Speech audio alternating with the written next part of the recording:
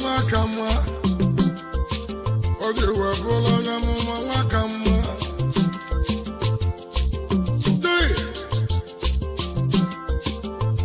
Manakadeno Yamulia Abu Madam Azaba Makama, Nobamuli Kejudogo Namulia Ikeji Makama Yamoma Mule Kejo Mama Kaname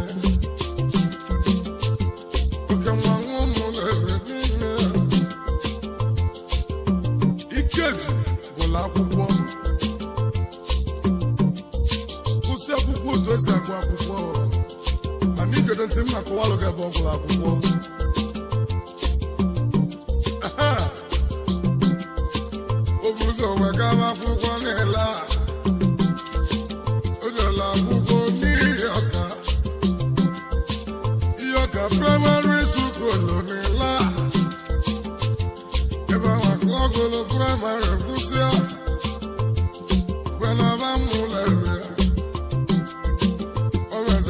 secondary school technical school na mulere koja lebo ikeyo no wakana ikeyo mazele na nugu akwụkwọ maka ni wo bụ ale menenu ọbụna ka kwuru ma ndụ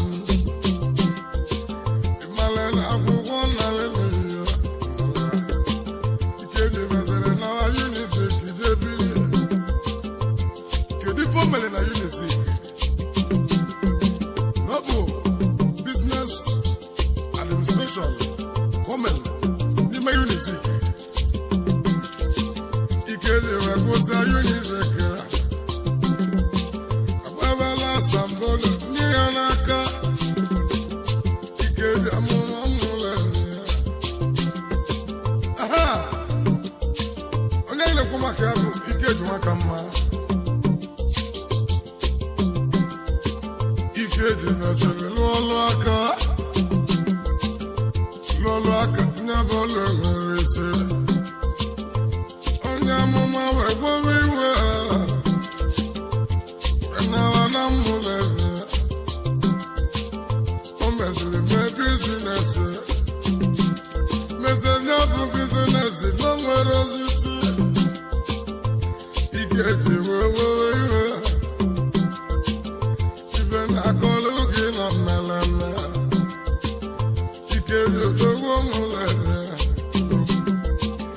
ikeji biko ikeji dewe ikeji biko ikeji mawa zawa shepi ọ bụ na ị nwere ntị enwe ntị tata ịnụ okike ejiji wee gaba n'iru maka na ụzụ na amara abụọ gane ya na-egbe anya n'ọdụdụ ka ọ mụta ka esi abụọ ikeji odogwu ekere nge ikeji odogwu ekere nge ọya mụma mụlele ikeji ọmụma ekere nge ọya mụma mụlele aha ikeji wee tọwa ihe ọ ga-eme ebe ọ bụ na ọzụzụ agha na o nwere isi ebe ọ bụ na ọlụzụ ọlụ na o nwere isi ikeji wee lara ụla chukwu kere ụwa wee kpọrọ ya ikeji nwa m gị lute so maka na m chọrọ ka ịlụ alụ n'ọlụ ikeji nwa m gị bịa kelee mana ikeji mesịrị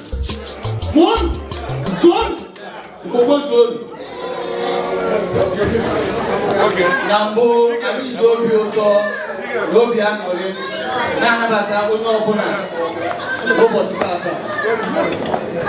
tata bụ abalị 6 n'ime ọnwa Jenụwarị afọ 2027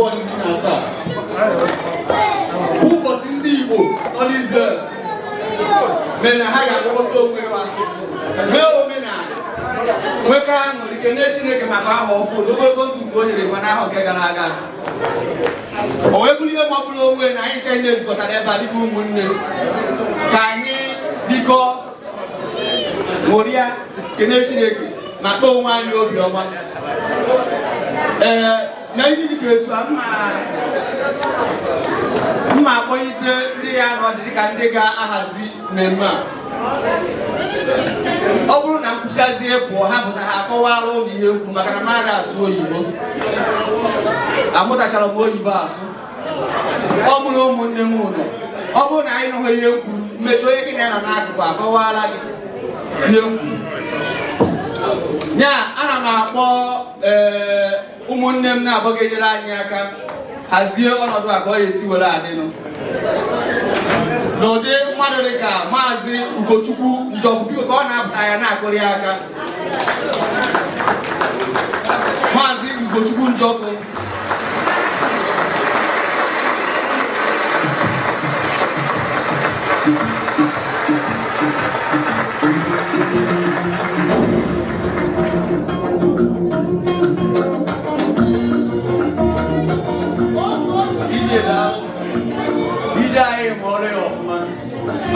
amala mebe spota DJ ayele onye ya na ya ga-alụkọ ọrụ bụ Maazị Emeka onye ọbara biko ọ na-abụ na na-etu etu na nwa ebee ka ọ nọ Maazị Emeka onye ọbara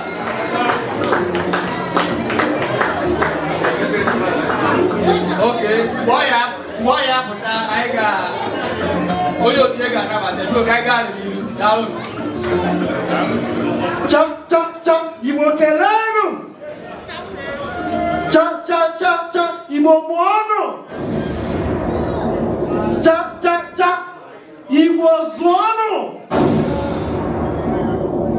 Ladies and gentlemen, I just want to use this opportunity to say welcome to all of you all on this great occasion. I just want to say thank you so much for coming.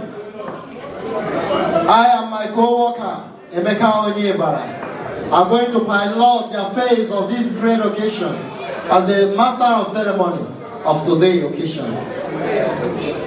I hope everybody is in their seats. I don't want anybody to be panicking. Whatever that you need today is in place.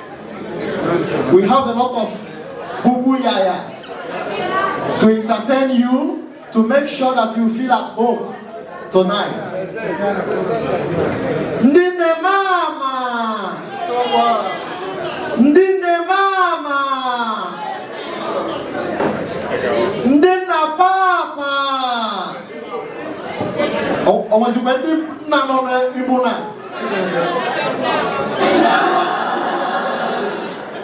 That's good, my DJ. Without wasting our time, we are going to start. The occasion is about to kick off. We have no time left. Only for you to give us your attention. Of whatever you need is in place tonight. As we are waiting, our invited guests, this moment, we are about to kick off without wasting time. DJ, please give me a sound music that will Thank you so much. Thank you so much. Ladies and gentlemen, my brother has said it all. We are on here to celebrate the Igbo Day 2017, as we always do it every year. And just like you can see, this year's celebration is unique. And by the grace of God, we have come here together to rejoice for what the Lord has done for the Igbo nation in this country. And without wasting much of our time, we have to kick off because we don't have much time left. So I want to hand over the microphone to my colleague to introduce the dignitaries. Praise the Lord. Is somebody in this house? Praise the Lord. Without wasting time, we want to recognize the presence of the Igbo Patron, the man that pilots every affairs. Whenever we need advice, we go to him. Whatever that we have to do in order to move this great I.N.C forward, we have to seek for his advice. Let us call on Chief and Lord Declan UMUADA, the Grand Patron. Wherever he is, please, the ushers, walk with me to usher him in without wasting our time. Without wasting our time, please. As he taking his place, we can see him.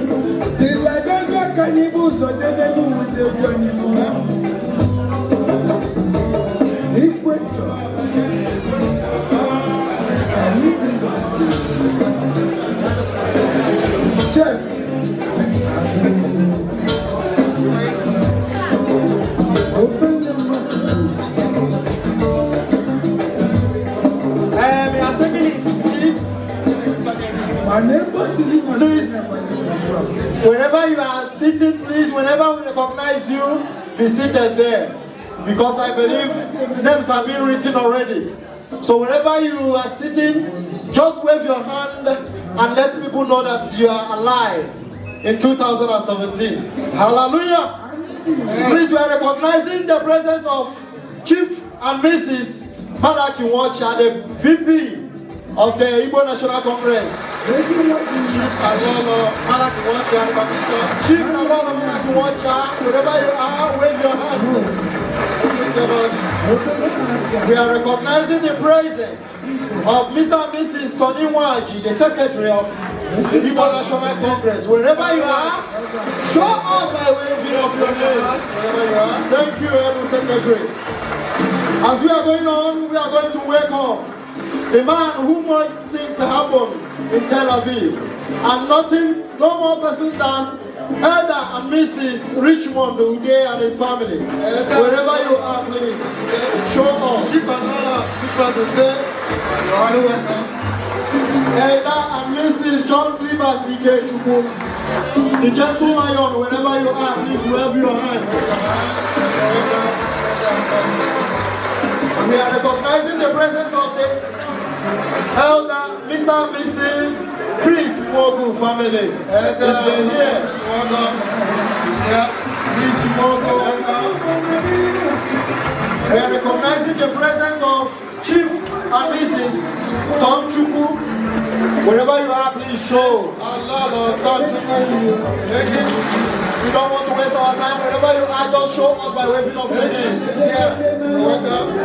Elder and Mrs. Bernard Lodge. Everybody knows now. Elder and Mrs. Eugene Iwondo. Elder Eugene Iwondo, you're here. Elder wherever you are. Elder and Mrs.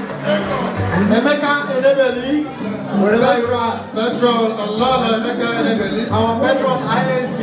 Patron, Emeka Elebeli, wherever you are.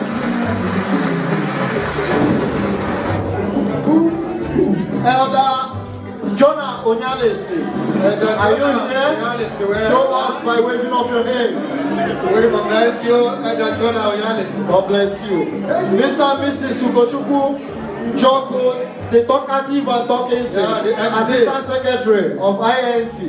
Please wave off your hands. A lot of applause for this husband. This is the Vice Secretary. Mr. and Mrs. Uche Okoye, Welfare Officer. Mrs. Uche Okoye. Wherever you are, with your hand. Show us. You are recognized. Elder Dennis Okoro. Elder Dennis Okoro. Mr. and Mrs. Billy RAFAEL, our P.R.O. Mr. and Mrs. Billy RAFAEL, organizer. Mr. and Mrs. Emeka Onyebara, my co-MC. Please wave up your hands, please.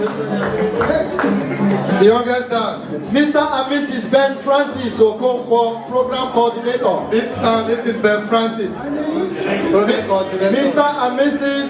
Chile Obi. Mr. and Mrs. family. Obi. If you are here, wave your hand. And we are going to recognize every member of this great Igbo National Congress in Israel. Wherever you are sitting right now, you are recognized. Mr. and Mrs. Kennedy Chukwu and family. Mr. and Mrs. Kennedy Chukwu family. Mr. Matthias Ojukwu. Mr. Matthias Ojukwu. Mr. Samson Ago. Mr. Samson Ago. Mr. Gozie Okonkwo. Mr. Gozie Okonkwo. Mr. and Mrs. Sonny Martins. Mr. and Mrs. Sonny Martins. Mr. and Mrs. Chibo Okonkwo. Mr. and Mrs. Chibo Okonkwo. Mr. and Mrs. Chukwuneme Okeke. A round of applause when I call them, please. These are human beings and nothing more. Mr. and Mrs. Jude Kennedy Ibekwe. Yes, Mr. Henry Ikezue. A round of applause, please. Mr. and Mrs. Chukwudiwachian family. Mr. and Mrs. Chukwudiwachian. Mr. Timothy Eje. Mr. Timothy Eje. Mr. Uche Okeke. Mr. Uche Okeke. Eke. Mr. Silas Okeke is the president of the Nigerian Nigeria Association. So how do we come in our this? Lady Nkechi Okafor, the Patron, Igbo National Congress. Wherever you are, raise your hand. Patron Nkechi Okafor, are you here? Mr. Timothy Obamado. Mr. Timothy Obamado. Mr. and Mrs. Angus Onyeji. Mr. and Mrs. Angus Onyeji. Mr. Augustine Akunwata. Mr. Augustine Akunwata. Mr. Jimmy Ugu. Mr. and Mrs. Jimmy Ugu. This is the DJ. Mr. and the DJ. Mr. and Mrs. Geoffrey Anorondo. I hope each and every one of us has been able to hear their names, and I will come back to recognize our guests of honors, our able invited guests. You are going to be recognized too. Thank you so much. I am handing over the microphone to my assistant master of ceremony. Thank you. Thank you, dear master of ceremony. I continue to recognize the presence of Prince Charles. Also, you see me, please, wherever you are, wave your hand. We recognize this. And also, I want to recognize the presence of the captains, Mr. and Mrs. Crowell Edusie, the captains of the Nigerian Catholic Welfare, St. Anthony's Catholic Church, Java. Please, wherever you are, you're welcome. I also want to recognize the presence of Chief and Lord Please wave your hand wherever you are. Chief, wave your hand wherever you are. Wave your hand. I also want to recognize the members of the delegates from the African community leaders. I can see Adia. Wave your hand wherever you are. Adia, you're welcome. And other invited guests. As we proceed, we continue to recognize our respected invited guests. DJ.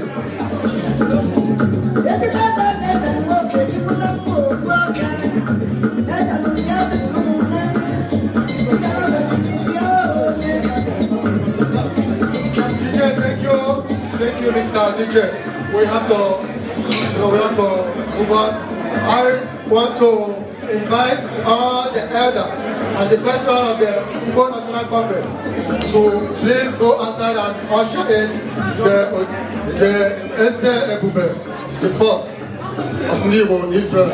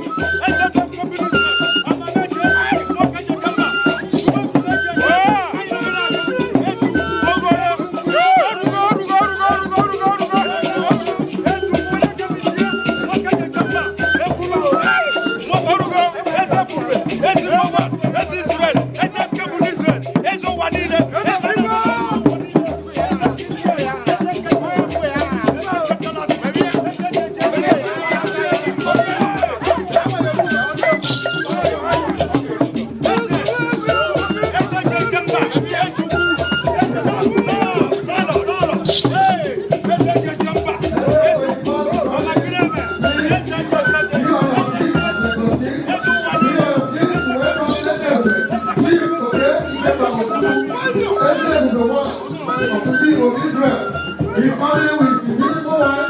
I can see the eight colors. So go with behind him. Very obvious and cultural truth. They are here to welcome EZENDIGBO. Because chief okay, take off the food. EZENDIGBO, Igbo. Be on your feet to welcome EZENDIGBO. Please be on your feet. Igbo.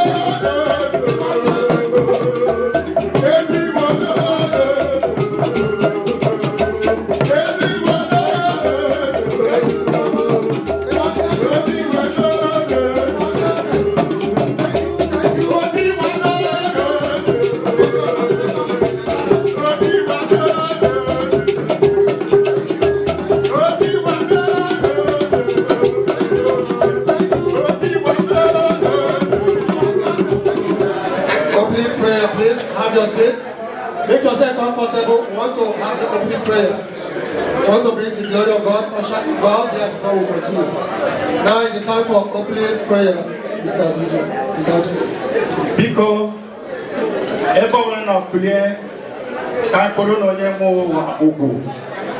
please stand on your feet. We are going to commit this great ceremony into the hands of God. Please remove your cap. Please stop eating. Everyone of Biko, Ufo Bugi, Pusiniri here, Ubo Woga Kaineti, Ikere Odisa, Makayoman Govenani.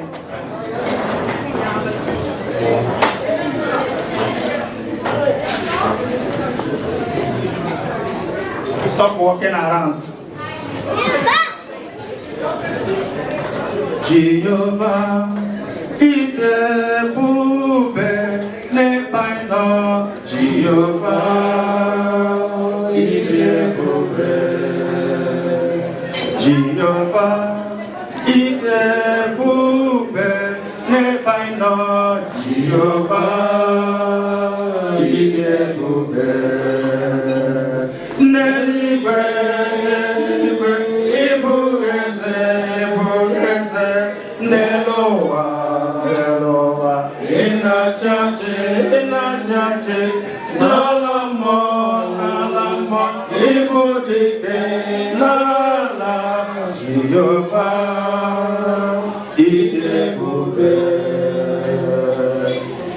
Open Jesus. Amen. Open the Jesus. Amen. Onye why I need to let you find a jagger. I need pull up my soul because I don't have the kind. I need to let you make a human kin a mile for fun up a time. A kamaka, looking at a pochik, Tama will look women. I need to let you to join up for Oga for the shame. Ya go on do. I have a way now for Oga for the last son. And I saw to turn and support the Ragnarok Jesus. Only wine upon the Kikaran kind of Padana for more. Come up with the Kikaran. And I saw to turn the Ragnarok Jesus. I need to link my Hicks of fun up at iron. No man did a man, then the dinner was shine. They kind of find it enough for another fire. And I saw to turn up the Ragnarok Jesus. When you want them, I am back on the bed. No can go watching their time. Maka imagine Africa generation Okawa Oka for Lile. Nilile kind of neighbor, and you will in a Felinaka. Udola neighbor, and you will in a Felinaka. No land kindly, and a second year was said, I did that, I received Ogro Gondro. It looked to Emunaya, Nama Jesus. And one actually can know. Obogo, Yabo, Zion, and I said, yeah, I'm a mean in the solo one. All the Juba good home, Nemunaya, Ndigbo, and Nama Jesus, and so wine. Nature, when you are say, we find with Polemana Hega, because you know, I need teacher so that the bank ever try and land with you, and that can I just have why Jesus, and so wine. Amen. Thank you so much, Mr. Godbrother, for that wonderful prayer.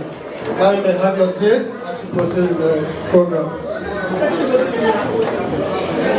Thank you, my able MC. That's all. Mr. and Mrs. That's just with a A round of applause, please. I also want to recognize another guest in our midst. This is not other person than Mr. and Mrs. Ben Ezen. Please, wherever you are, wave your hand. Mr. Ben Ezen, you're welcome. Now the cola nuts, please. The cola nut, please. The cola nuts.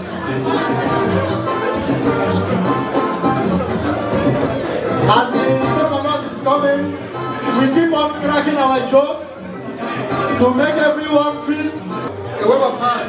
A round of applause, please.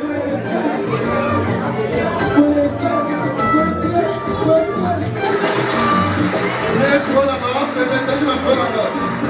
Now let us watch. Attention, please. As Laliwe is about to present the cola nuts, according to the Igbo tradition, when someone comes to your house, it's the duty of the woman to present the kolanut to the husband, then he will usher it to the visitors. So can we give us a little attention as she's doing that?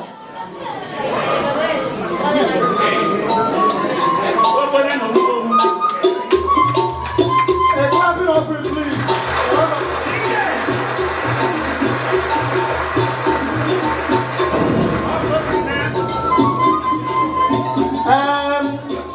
Declan na ahụ ugbu a esigo m na okwu bekee wee na-abanyere okwu Igbo n'ihi na ọjị Igbo adịghị anụ okwu bekee. Ọjị Igbo ọ gara akwụkwọ mana ọ dịghị anụ okwu bekee. Onye niile a na-eme ya n'akpa ala Igbo. So aga m ewere igwe eji ekwu okwu na-agakwu igwe ebube. The Igwe ebube 1 in Israel. No other person than Chief Ikemba. Okay, Ojukwu. Igwe ebube 1. A round of applause, please.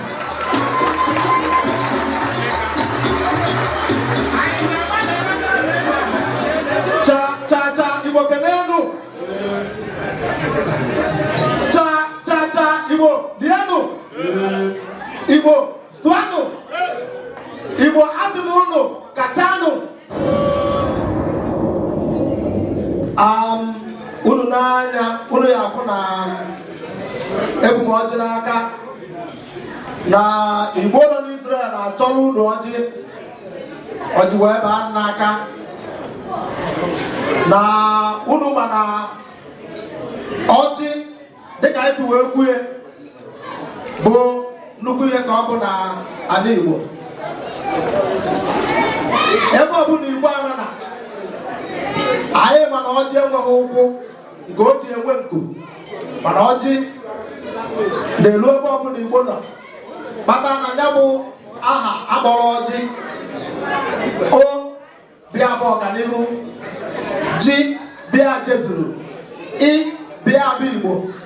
Ya na ọjị bụ n'aka ha gosipụtara na ọganihu jezuru Igbo. Ya na abaghị ejegbugbo oge unu na aga m eme ihe dị n'ọjị a. Biko Emeka itiregolo m igwe eji ekwu okwu wedebe ebe ya n'ọnụ.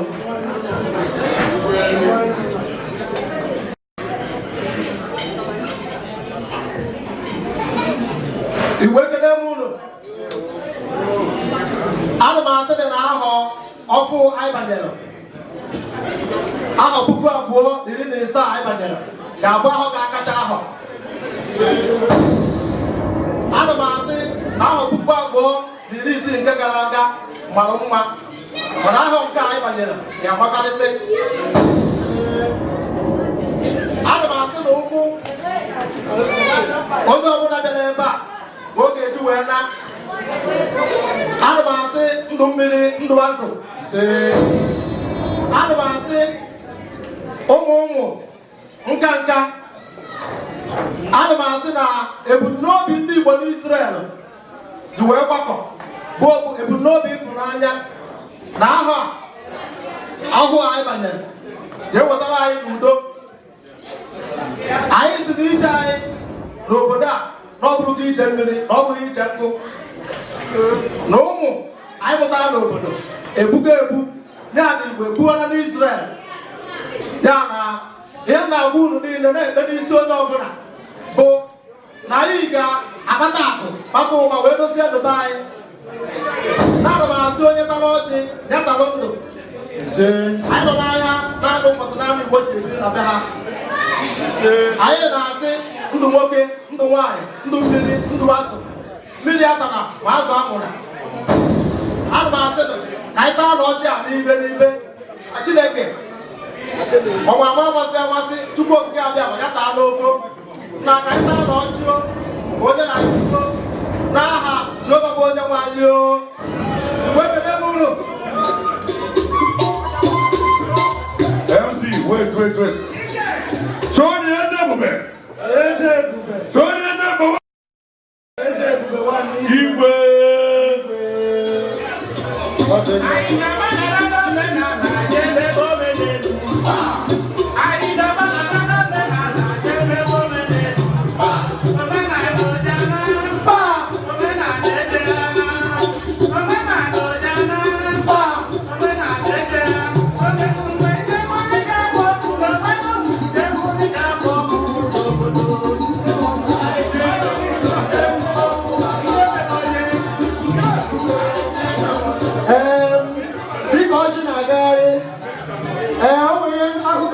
ịkọrọ unu n'oge atụfughị mgbe o nwere ofu agadi nwoke si n'obodo anyị ọ mụchago ụmụ ya wee gwa ya na o kwesịrị ka o mee wedin ka ọ gbaa akwụkwọ ya jụwa gịnị mere ya ga-eji agba akwụkwọ n'afọ ole anyị adị ụmụ ya sị na ọ ga-agbarịrị akwụkwọ so na tupu onwe ike keta alaeze na ọnwụlọ ọgba ha akwụkwọ aha ya agaghị erejista ya n'ala eze eluigwe nwoke asị ike adịkwa ya o akpọrọ ya gakwu ụkọchukwu ya na-aga preparatory class eji ha agba ya akwụkwọ onye ụkọchukwu ajụọ ya ajụjụ si ya dịka ị na-ekpebi ịbịa gba akwụkwọ ịjụkwala ekwensu na ọlụ ya niile nwoke amalie n'oche sị gịnị ya nwa ịjụ ekwensu na ọlụ ya asị ya ụkọchukwu asị ya ejụla ekwensu na ọlụ ya ya sị Chineke egbogbara na enweghị ike ịjụ ekwensu na ọlụ ya ajụ ya maka gịnị ya sị nwunye enwe ekwensu ụmụ ya nwe ọlụ so ya n'ime kedu etu ya si ajụ ekwensu ọ bụrụ na ya jụ ekwensu na ya ajụla na ụmụ ya jụ nwunye ya so abịa tụwasịa leba ya anya gị mara na ntọala okwu Igbo na ọwụ nwaanyị woo mgbe ụfọdụ ha ezite oyi ka ha ji wụrụ ya ụmụaka anyị na-amụbanụ ọnwa oge a ka anyị ga-ejikwa na-agbazi ha olu so ọdịnala Igbo ya ji nọrọ ebe atọ ahụ n'ala Israel ịhụ na ụmụ anyị na ndị nwaanyị anyị na-eso ntọala Igbo wee na-aga aga. Praise the Lord. My brother, Senator Zogo. Igbo goes today. Ala Igbo, our ọtụtụ omenala ka anyị na-eme ụgwanụ nke ụlọ ọrụ okwu niile ya bụ ka anyị nọrọ ugbu a dịka Igwe Ebube Chief Oke Ikemba Ojukwu onụpụrụ ka oriakụ ya siri binie ọjị ọ bụkwa na onye ndị a ka anyị na-ayọ ndị na nne na nna ọbụ ụmụazị anyị mụrụ ka a na-akụziri ha ka esi eme omenala Igbo ọbụla dịka ebinyere ọjị a ụnụ gwara otu o si mee omenala Igbo site n'ịgọ ọfọ ya bụ ịgọzi ọjị a ma sikwe were ohere ahụ okwu Chukwu abịa ma ọ gọzie ndị Igbo niile. Ndị Igbo ekele m ọnụ. Ọ bụrụ na anyị cheki akwụkwọ anyị ga-ahụ na ihe kwesịrị ka anyị mee ugbu a bụ ịkpọbata ndị ọhụrụ ndị nke e nyere oche ọchịchị n'afọ 2016 ya bụ nke ndị bekee na-akpọ induction of the I.N.C executives. Ọtụtụ n'ime anyị amaghị ndị ji ọkwa ọchịchị n'oge a na Igbo National Congress, so anyị chọrọ iji ohere a kpọbata jụọ ha dịka my co-partner na-akpọbata mmadụ. Also, I want to use this opportunity to welcome in our midst the Chief Security Officer, IOB, Mr. Castro Kume. Please, if you're here, with your hand wherever you are, we welcome you. Oh, yes, special way. Oh, yes, Castro, highly welcome. Now, the induction of the executives of the I.N.C National Congress. As we call on the executive members, please wait your name up here for the induction proper. Without wasting our time, even the time has been wasted. I am calling on the president of Igbo National Congress, no other person than Chief and Mrs. Chief Zephaniah NNAMDI Ojofo the second of Igbo National Congress. Please, a round of applause. DJ, a round of applause. A special person. Ojofo the second, please. Chief Zephaniah NNAMDI, the president of Igbo National Congress.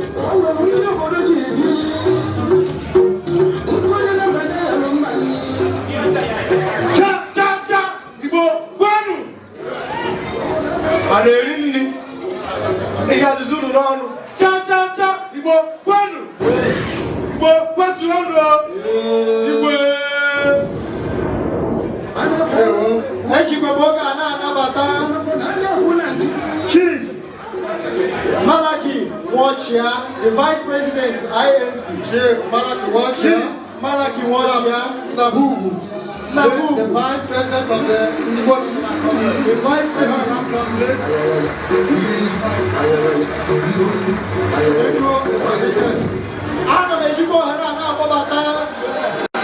Mr. Sonny White. Mr.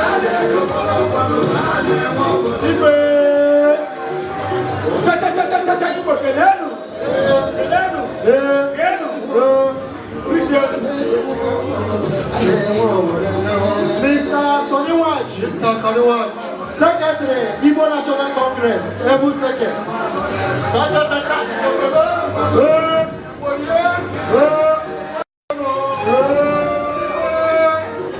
Thank you, Mr. Sonny White. You're here for induction. Mr. Sonny White. Mr. Sonny White, you're here for induction, please. Chief Tom Chukwu, Financial Secretary, Igbo National Congress. Chief Tom Chukwu, please. The Financial Secretary, Igbo National Congress.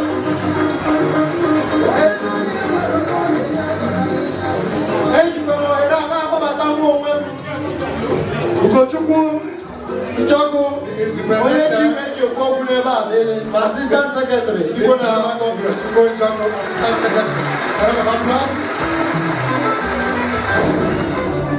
Dikono, kai were ko hina. Na mo bata. Igbo Kwen, Boson, Igbo Mutan, Igbo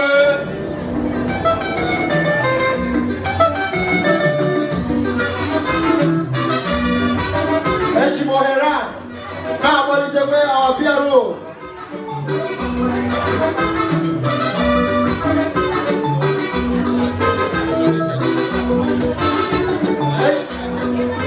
Mohera, now what is our treasurer, Elder John Gilbert Ikechukwu, our non-name and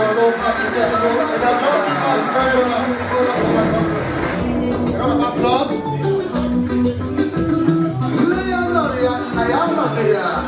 Igbo Kwenu, Igbo Kwenu, Igbo Kwenu, Igbo Ekene.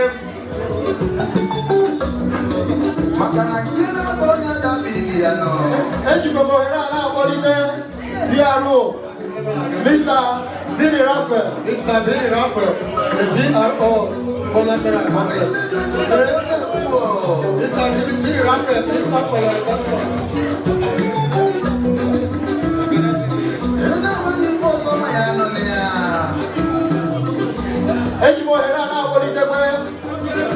Mr. Uche Okoye. Mr. Uche Okoye. Organizing Secretary. Mr. Uche Okoye. Mr. Uche Okoye. The high leader here.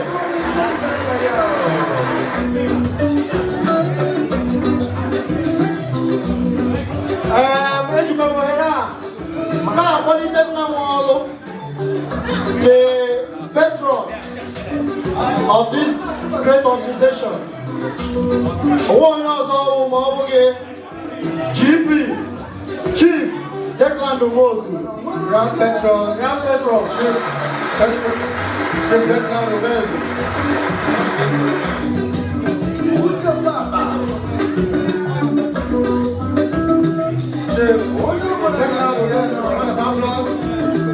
Round of applause.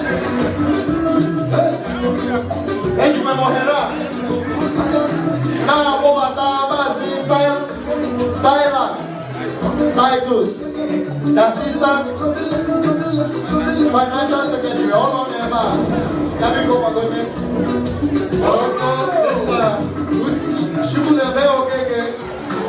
The provost, you are here, please.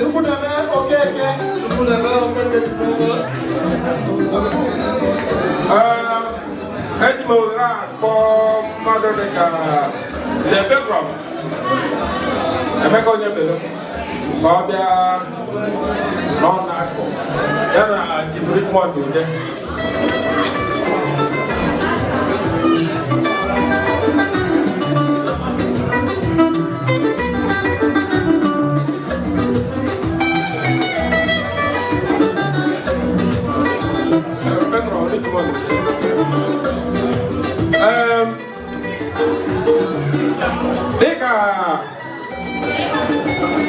onye na-ahaziri anyị ọnọdụ siri wee kwu ndị a bụ ndị Igbo kpọpụtara and anyị nwa bụ ndị Igbo kwadoro ihe so ọwụ inauguration ga-abịa after work mgbe anyị ga-akọpụta igwe anyị nke a igosi ọha na eze ndị na-arụrụ Igbo ọrụ n'oge ugbu a. Ekele m ụnụ. Ndewo.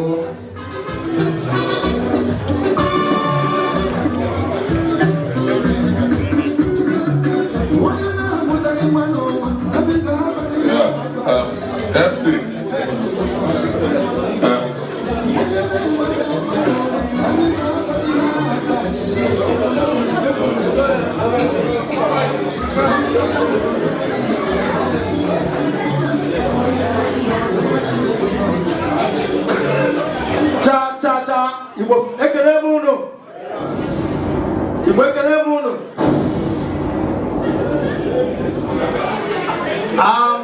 Unu n'anya unu ya afụ ndị Igbo họpụtara na-arụrụ ụfọ ọrụ bido n'onye isi oche na ode akwụkwọ na ọgbasa ozi na ojide ego na onye na-akụ ogene ya na anyị na-ekele ha n'ọrụ ọma ha na-alụ, na-ekele ha na mbọ ha na-agba, wee werugbo ohere a na-akpọ ụmụnne anyị niile ka anyị ha bụrụ Igbo n'Israel ka onye ọbụla kaba ahụ bịa zere mmiri ebe ụmụnne ezere. Ya na anyị na-ekele ụmụnne anyị ndị bịa n'ebe a wee na-ayọkwa ka anyị niile kwado ha. Igbo ekele m unu.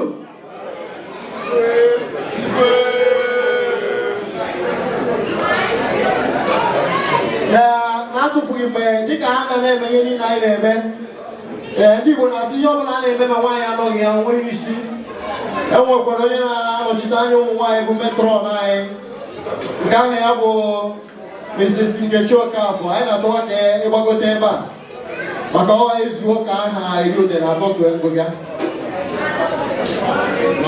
Lọlọ Nkechi Okafọ the Patron, maka onye o kwesịrị ihe kwudebe ya dịka awa Patron nọ ebe a. Patron anyị kwesịkwara na ịnọ ya.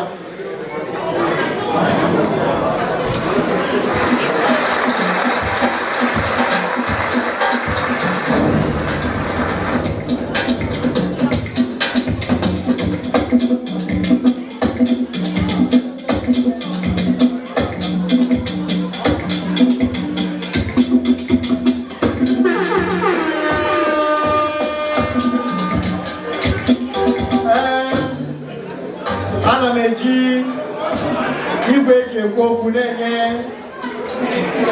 ezigbo nwaanyị odozi akụ nọ n'etiti anyị ka o nwee ike kelekwe na ụmụ nwaanyị ibe ya ma kelekwe na ọha na eze.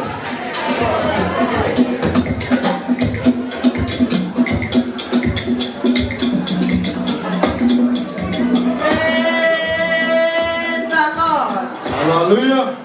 Ndị nne mama. O nwekwara ndị nne n'ahịa? Ndị nne mama. Ndị nna papa. Obi dị m ụtọ maka mmemme anyị n'ụbọchị taa. Eji m ohere a na-ekele ọha na eze bịara ebe a, na-asị ụlọ niile nnọọ. Ana m ekelekwa igwe. Adị m chọọ na onye ọbụla maara ihe anyị kwuru gbakọlọta ebe a taa. Na-ekelekwa ndị otu anyị niile, na-asịkwa ka Chineke mee ka ihe niile anyị ga-eme taa gaa n'udo. Ndị be anyị na-ewe DJ nye m ezigbo egwu dị mma.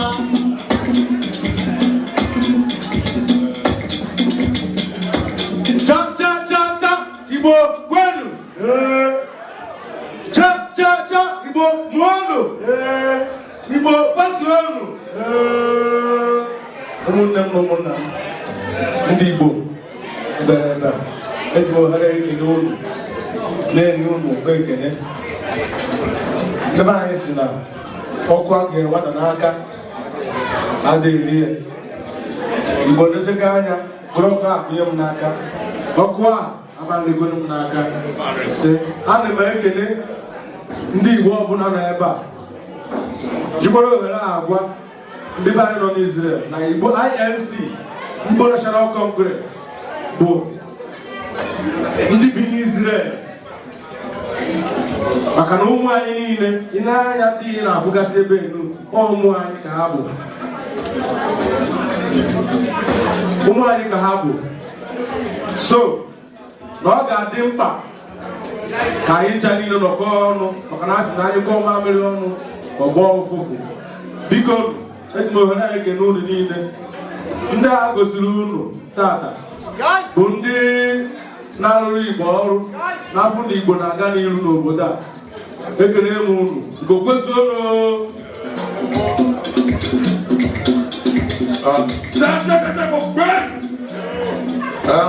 Biko achọghị m ịtụfu oge onye ọbụla. Obi dị m polina maka na iru ụfụ n'ụbọchị tata. Ana m afụkwa ya mana ọ dị iche. Adị njikere ụmụ nwaanyị anyị obi na-atọ m anụlezi ụmụ. Ọ bụrụ na mmalị ihe m ga-eme na mwepụta ego niile m na-akpanye unu elu echite na be unu, so onye m ego m ga-eji wee li nri, unu ga-asị na nwoke a enweta obi ebere. Obi dị m aṅụrị, unu jikere ọfụma. Ụmụ nwaanyị Igbo kwenu, ndị nne m aba na-ere metụrụ n'anyị mbụ mụ na-afụ ya. Ebe ọ dị otu a sị m na ana m afụ gị na mbụ, ama egozi gị na abụ m nnekwu mmadụ ka tụọ gị ugo. Ịnụgo na ịkwadobeghị otu a na emebeghị m nwunye m otu a, mana mkpọrọ ịkwado tata ji eme ọcha. Biko ihe ofu okwu nwere ịtụsara ndị Igbo tata hụ na ụbọchị nke tata bụ ụbọchị Igbo. Ọ ihe ọjọọ and ihe ọ na-enye obi aṅụrị na ihe anyị na-eme tata na-akpọrọ gị akpọ ịbịa banyere anyị esoro nwee mmemme mana ịbụghị onye Igbo. Maka na ewere m onye ọbụla anọghị na mitiri ndị Igbo na onye abụghị onye Igbo. Onye ọbụla na mitiri ndị Igbo bụ onye Igbo. Maka ihe a na-eme tata bụ ihe ndị Igbo. Biko ana m ayọ na ọ bụrụ na kpọrọ gị akpọ chegharịa uche gị na ọ ka ọ dịla anyị mma. Maka na ụbọchị nke tata ndị Igbo nwoke ọnọdụ n'Israel. Igbo kwen anyị na-anarị azụ.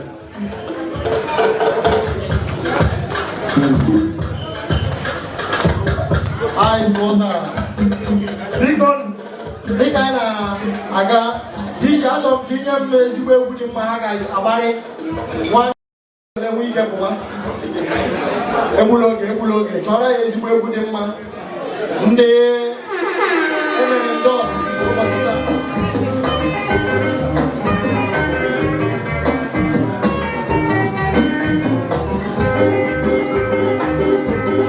a ka ọ dị.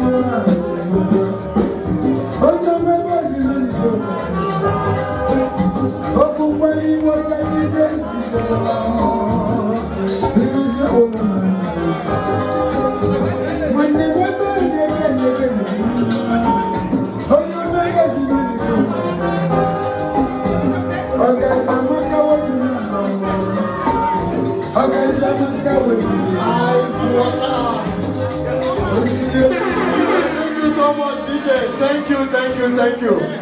All the new executives, Anna make a luno. Nazuna Valley Align. Gileno Kono, Gilakono, Yamaga. I to forgive me because Anna Mayoka. And we go Badona Momakai. No, but now no Israel now. Where's the way? Hip hop, we are a good traditional. Because, okay, when I go walk the elu. Emel Kamata, Mbod, here Masana culture. All the dictionary, Iga Honri culture. Manibezek is your culture. What is culture? And now working all the people way of life. All from culture, Kijama.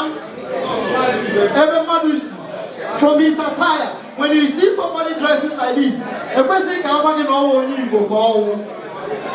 So why not about Ugura? If you are buying a word.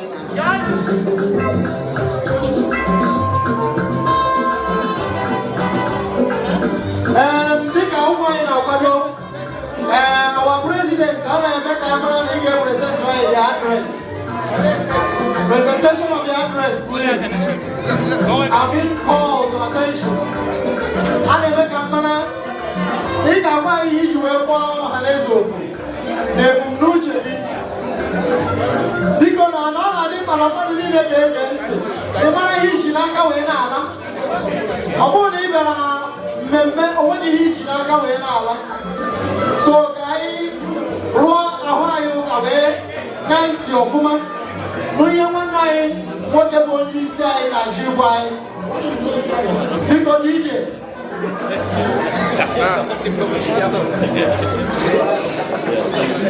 Hello. Hi. Cha,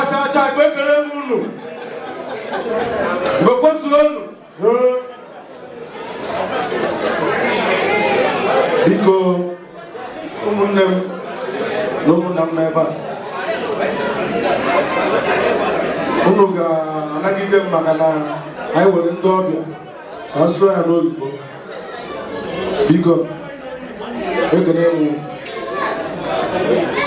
Anamachi Biko no wonder agenti. Please give me your ears, everybody.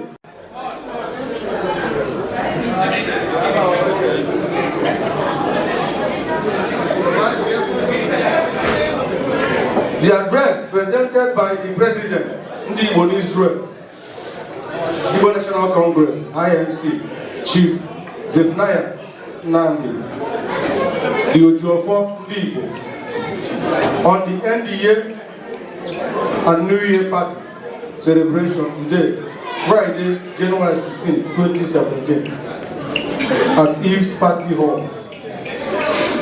Cha, Igbo, Kenenu, Igbo, Muanu, Igbo, Zuanu, Igbo, Kwazuanu, His Royal Highness, EZENDIGBO in Israel, the Grand Patron, the patrons, members of elders, council, members of the executive Ndigbo in Israel, members of the diplomatic corps, relative of IBOB Israel, the President, Association of Nigeria in Israel, leaders of the Edo Delta Union, Aqua Cross Union, African Workers Union, Organization of African Youth Community in Israel, pastors, reverend, members of clergy and distinguished ladies and gentlemen. We are very happy to have you all today in our midst as we celebrate the end of the year 2016 and the beginning of the year, the new year 2017, to the glory of Chukwu, the Holy and the Almighty Father. It is indeed a very festive day for Ndigbo, as we gather to celebrate life, our community and our culture in land of Israel. The year 2016 was very good and recorded a lot of milestones worthy of mention. First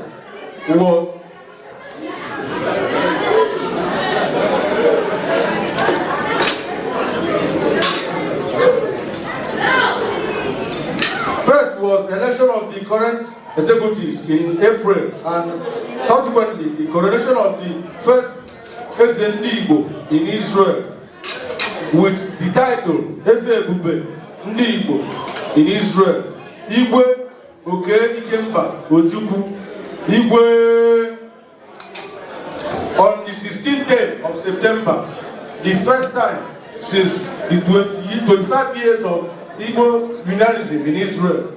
We also, once more, I thank you all for leaving every other important things you have in order to honor our invitation this evening. May Chukwu Okike guide you safely back to your various homes and destination. Long live Ezigbo in Israel. Long live Ikemba Ojukwu. Long live Ndigbo in Israel. Long live the state of Israel. IMPARTING.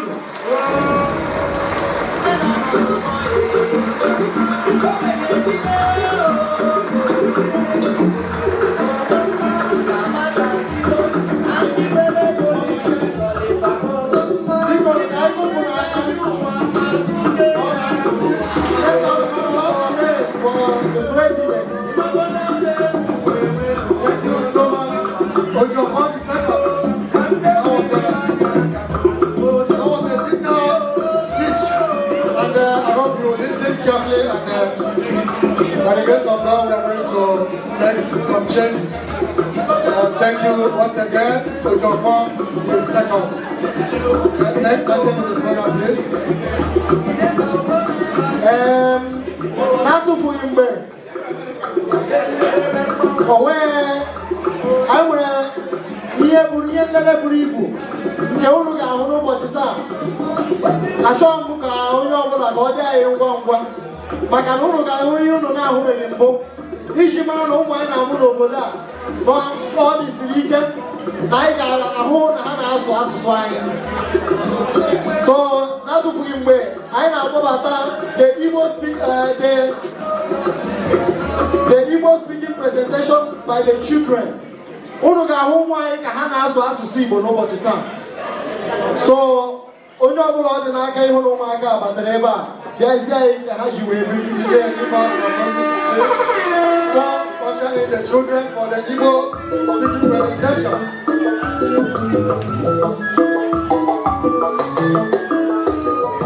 For those of us that are not able to understand my language very well, our children is going to speak our direct and dialect language. Our children are going to speak the Igbo language direct right now. So I don't want you, even if you are not understanding, try to meditate. If you know that you want to go to heaven, raise up your hand. This child, you don't want to do that because you don't want to offend the father and the mother. Be a good child. And the master went directly to him and asked him, my son, you don't want to go to heaven? Or give him a return anyway. Or see na moms na abasa church na maga wele boss, I'm still about the boss and I'm not on law. They will again. If you ain't not singing, oh my, will be there to be singing. Hallelujah.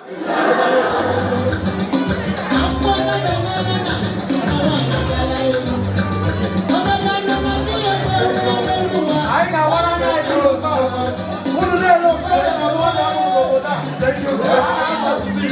Thank you so much, teachers. Thank you so much, we appreciate it. Thank you so much, Madam Patron. Here before us are the children of Igbo nation. You can see beautiful dancers and young guys that are here to present to you a special program or a special presentation. Just like the Ojofon II rightly said, so many things is happening in other countries of the world.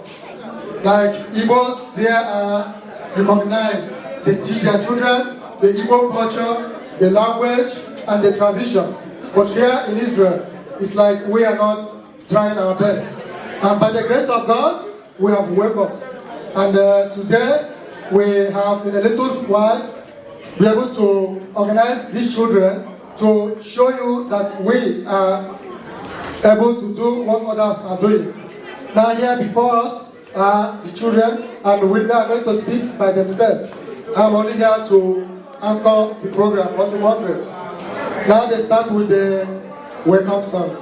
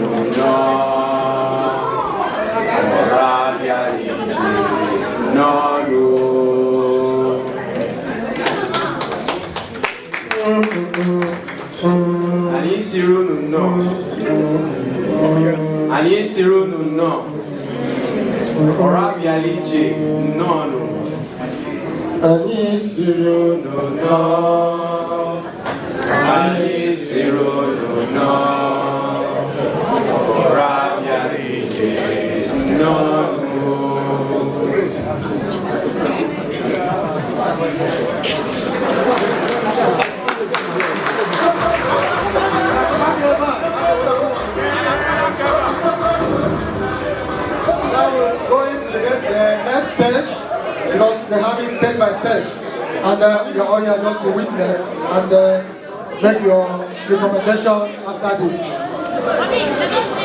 Cha cha cha, Igbo Kelawan! Igbo Kelawan! We have to start.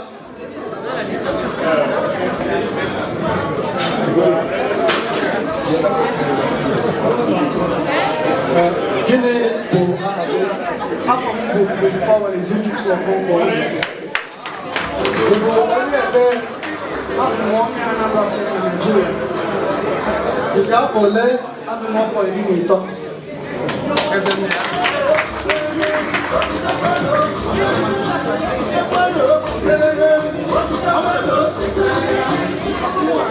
Gịnị bụ afa gị? Afọ m bụ Chinyere UMUADA.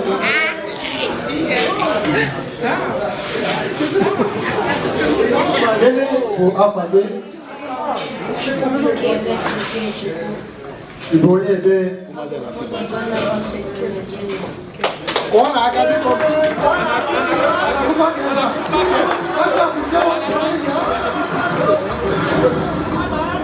Ị afọ ole?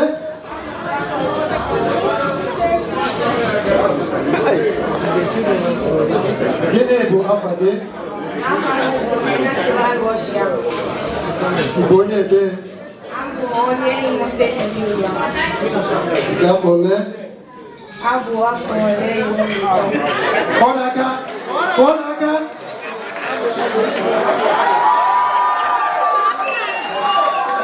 Gịnị bụ afa gị?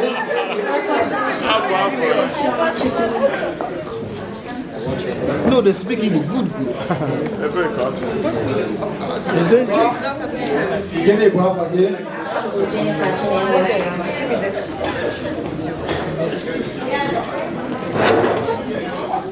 Gịnị bụ afa gị?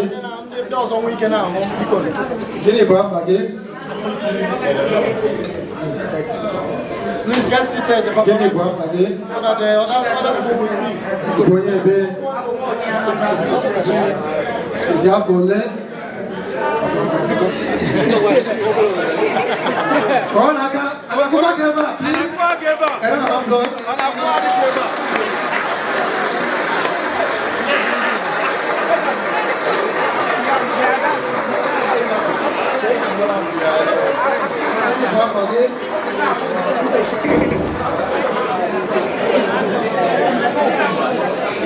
Biko nụ ga-anọdụ jụọ n'ala ka ndị ọzọ nọ n'oche ahụ ike na-ahụ ụzọ.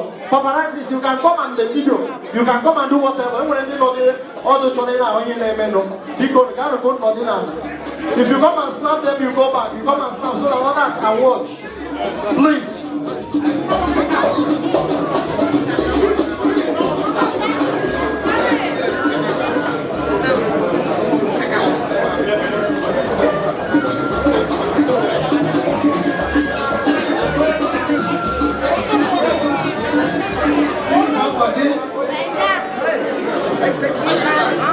Afangu, Mwabige, Kenechuku, Ojuku. Abungoni, Anambra State, Nigeria. Atima for Irini C.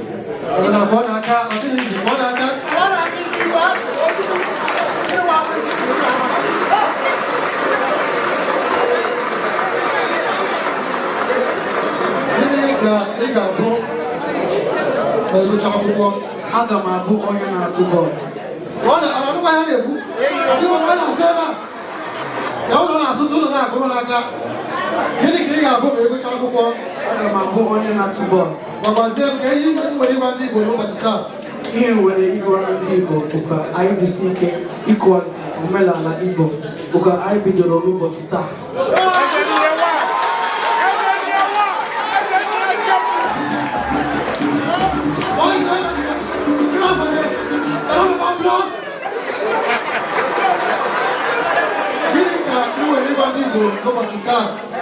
Ndigbo, ekele. Ihe kwere Igbo, Ndigbo, na esi aka. Ọzọ ka isuba asụsụ. Ọzọ ka anyị na-asụ asụsụ Igbo. Ọ na-aka ego ha ka ego ọzọ na-asụ asụsụ Igbo.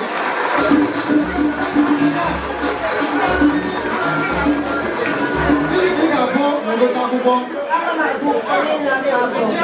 Ọ ga-abụ onye na-akwụkwọ. Ọ na-aka gịnị ka anyị nwere ịgwa ndị Igbo n'ụbọchị taa? Ndị Igbo ekele m unu. Ndewo. Ihe chọrọ igwa ndị Igbo bụ no matter ma ihe na-enye na ya obi ụtọ.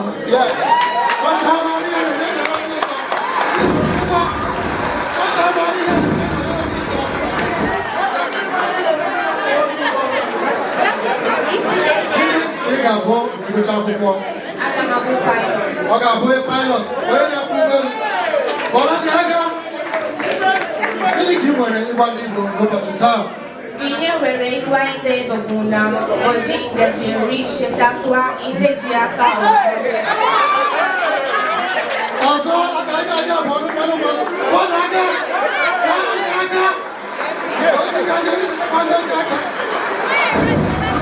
Listen, everyone. I want to have a meeting. Share the meeting now. Gịnị ka ị nwere ịgwa ndị Igbo? Biko na o nwere ndị chọrọ ịnọ fọmfa na-ahụ ihe na-emenụ ga-anọtụ ndị n'ala ka ndị ahụ emelite nọ na-ahụ ihe na-emenụ. You can video from where you are. You can snap from where you are. Zoom it so that you can get them. There are people who want to see what is going on. Please get seated. Gịnị ka ị ga-abụ ma emecha akwụkwọ? Aga m abụ pilot. Ọ ga-abụ onye pilot. Ọ bụ gịnị ka ị nwere ịgwa ndị Igbo n'ụbọchị taa? Ihe nwere ịgwa ndị Igbo bụ na oji ngaji eri chetakwa ndị ji aka ọzọ. Aka aja aja butere ọnụ mmanụ mmanụ.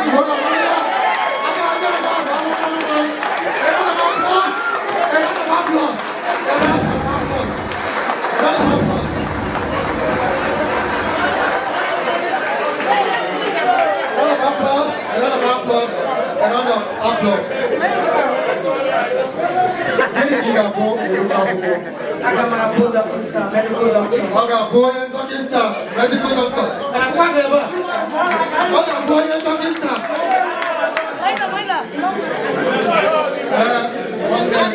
Gịnị ka ị ga-abụ ma ịgụcha akwụkwọ? Aga m abụ onye nka, engineer. Arị ọgwụ. Ọ sị na a ga-abụ onye nka, arị injinia. Onye ọzọ gịnị ka ị ga-abụ ma ịgụcha akwụkwọ? Aga m abụ onye nka, engineer. Onye nka, arị injinia. Mụọ na aga akwa gị ebe a. How many engineers are here? How many engineers are here? I'm proud of you. Gịnị ka ị nwere ịgwa ndị Igbo n'ụbọchị taa? Cha cha cha, Igbo kelelu. Igbo kelelu. Igbo zuolu. Ihe m nwere ịgwa ndị Igbo Bina Israel buka anyị bịakọta onuburu otu dịka ụmụnne nwere ofu asụsụ n'ihi na girigiri bụ ugwu eze.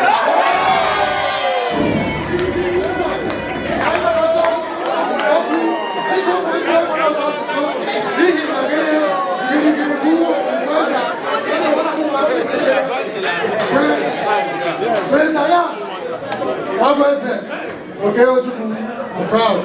Thank you so much for that wonderful one. Thank you so much for that wonderful one. We'll continue while DJ give us his more music to take some more. DJ, music me. Please, music me.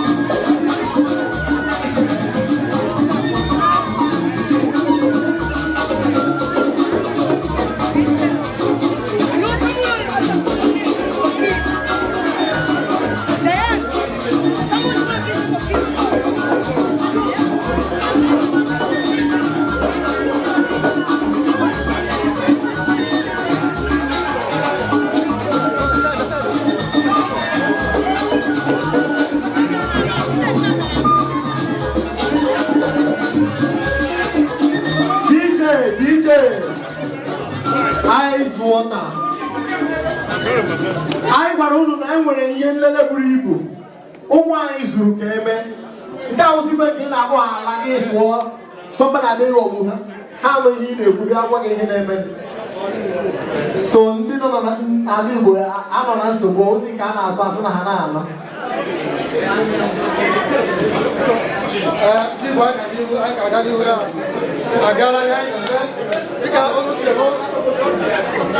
the first section of Ghana, like our over LAND.THIS. You can see them. We have a beautiful dancer here, and it's like she has something to tell the Igbos and our guests here today. And I don't know what she has to say, and I don't know the language she wants to speak. Only if you can listen, you hear her, and if you can make her something from what she said. We give you the audience, please. My name is Mogashi Ed. I hail from Ebonyi State, Nigeria, West Africa. I am so proud to be an Igbo child. The land of the rising sun. The Igbos are blessed by the Most High God. The Igbo people are friendly and dynamic. The Igbos are peaceful people and full of wisdom. The Igbo people are highly educated and industrious. The Igbo land has fascinating culture and tradition. For instance, New Yam Festival. The Igbos are good in commerce. They travel a lot, and there is no country of the world when you cannot see at least one Igbo man. But it's unfortunate that we Igbos don't regard our language as our heritage to the extent that most of us do not know how to speak, read, or even write the language of our inheritance, Igbo language. Therefore, I encourage all of us to learn to appreciate our Igbo language. We should endeavor to teach children to understand that Igbo language is one of the fastest treasures among the Igbo culture and tradition. My dear brothers and sisters, parents, friends, and well-wishers, Asoso Igbo is our pride. Ndigbo, long live the Igbos. Long live the state of Israel.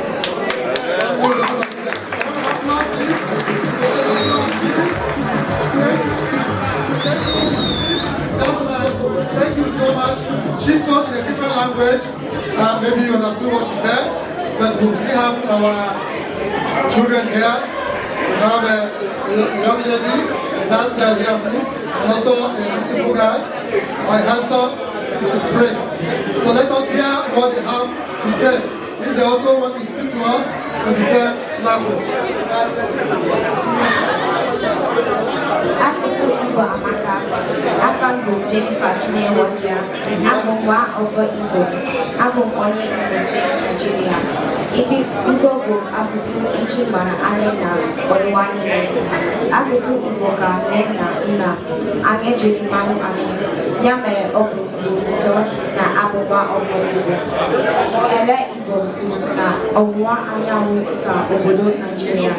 Ide Igbo ndị Chukwu Rosi. Ide Igbo bụkwa ndị ụlọ ọbịa. Ide Igbo bụkwa ndị anabata ha ọbịa. Ide Igbo bụkwa ndị gụrụ akwụkwọ Igbo. Ide Igbo bụkwa na-abọ mbụ na ọrụsịkwa ọrụ ike. Ide Igbo bụkwa ndị na-abụ na ochie. Ndị Igbo bụkwa ndị omenala doro anya. Anyị hụtara omenala dị iche iche. Iji atụ, iji na ọgbọrọ. Come on. Clap. Clap up.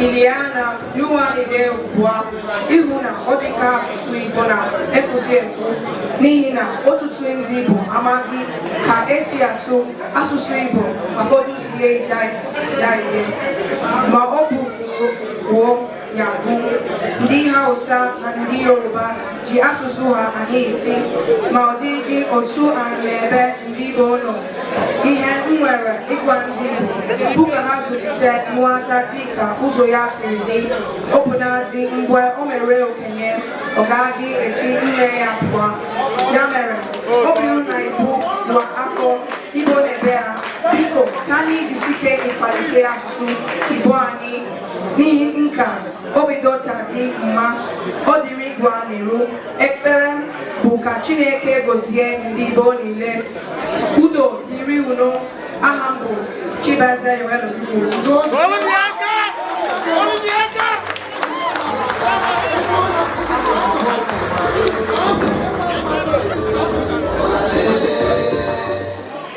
You can see by yourself what Igbo children in Israel can do.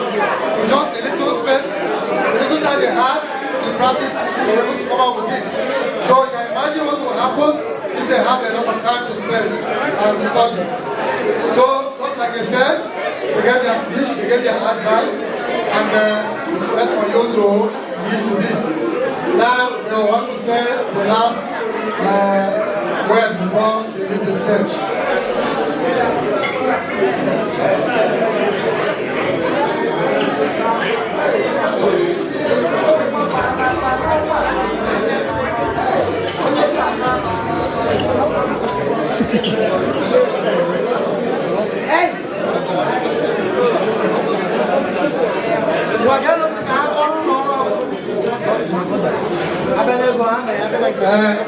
Ụmụaka chọrọ ịgụrụ anyị ọnụọgụgụ Igbo ụnụ mara na ha ma edemede mara otu esi eme mgbakọ ụnụ wụla ihe ha na-eme jụrụ anya na ha pụtago Igbo ọfụma. Ha chọrọ ịgụrụ anyị ọnụọgụgụ Igbo, biko ka anyị gee ntị dịka ha na-eme nke a.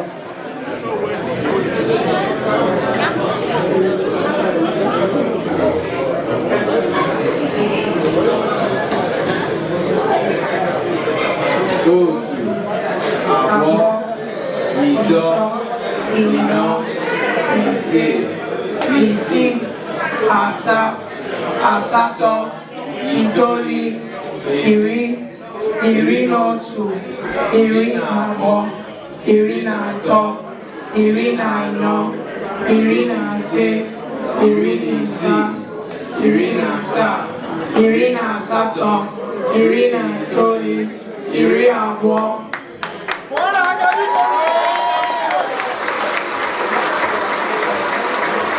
Biko na na-agụkwara aka ebe a. Ọ bụrụ na ị ga-enyere ego, gị kwuru na nyewa aka.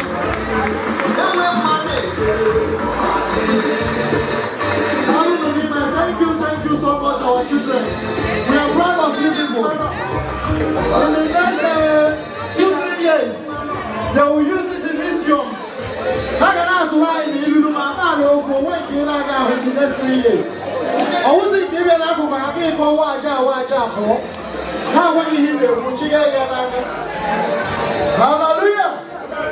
Then we go again. Then we go to look how you will actually go on. You also can win an Akabo. Akuko Masara Oji. I won't have an Igbo. And when you can up a town, I think I will be here when I'm a Tandobia. No doubt, we are going to live on the Masara Oji. Manamayo, one of them, Ben Francis, Onyega, Esoe has here Masara, Iko Masara Oji. Ben Francis. Obia Yamaka, Webo Hanese, Ia Basara, Oji, Otutu Manamang Oji. Obron even on your Yambos on the pools and now we can make a tea or coffee. Do you want tea or coffee? And I leave, Yaga pools on Yagoniki Oji, Oju, Oji, Nabatoji, Honaya. One name was Ben Francis. Achom Gabia, Nami Wage Goku, Bekowara Ebo.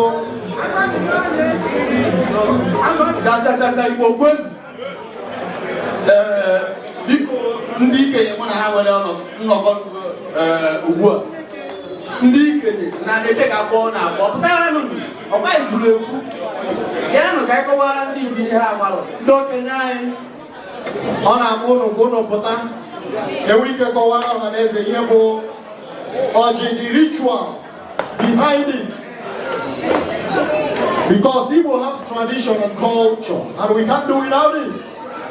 Despite wherever we find ourselves, far away, down to here in Israel.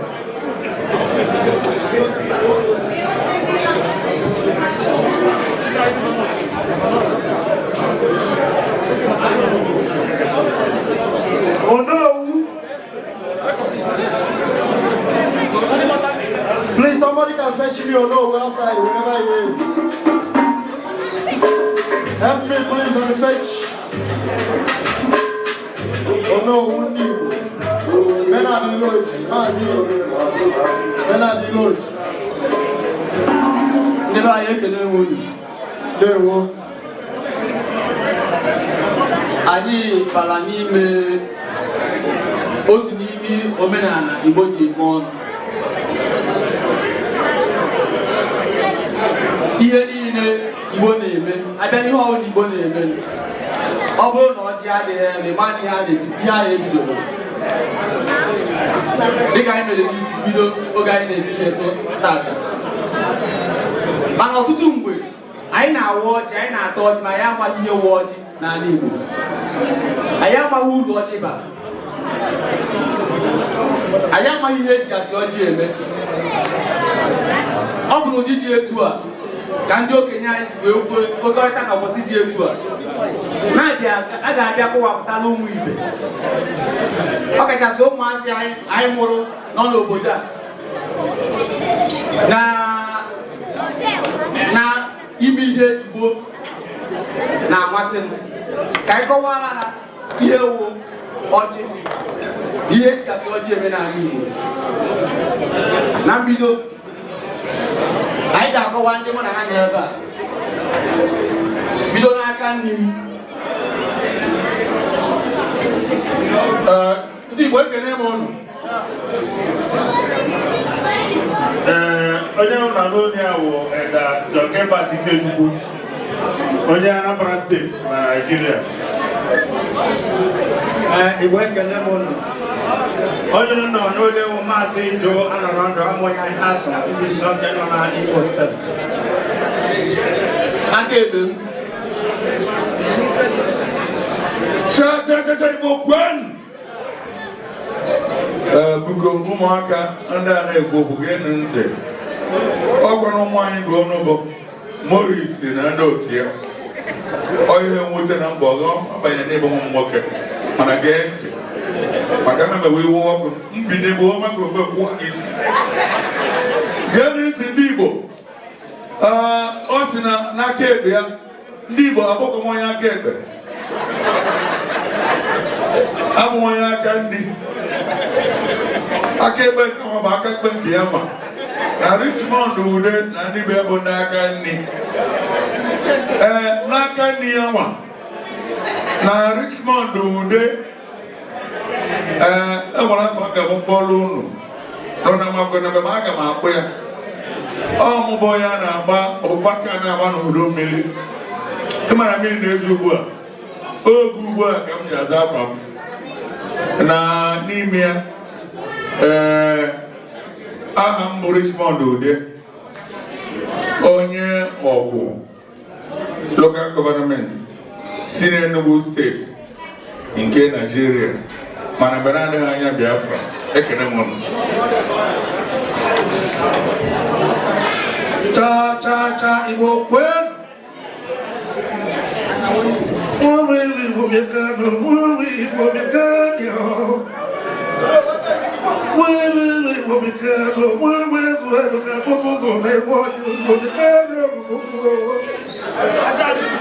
watu webe kana kuna kuna mo mwana jituma na temu wetu obe Igbo we atene mo ne la mi we Igbo ka yiwe Igbo lo Igbo kwan Igbo kwan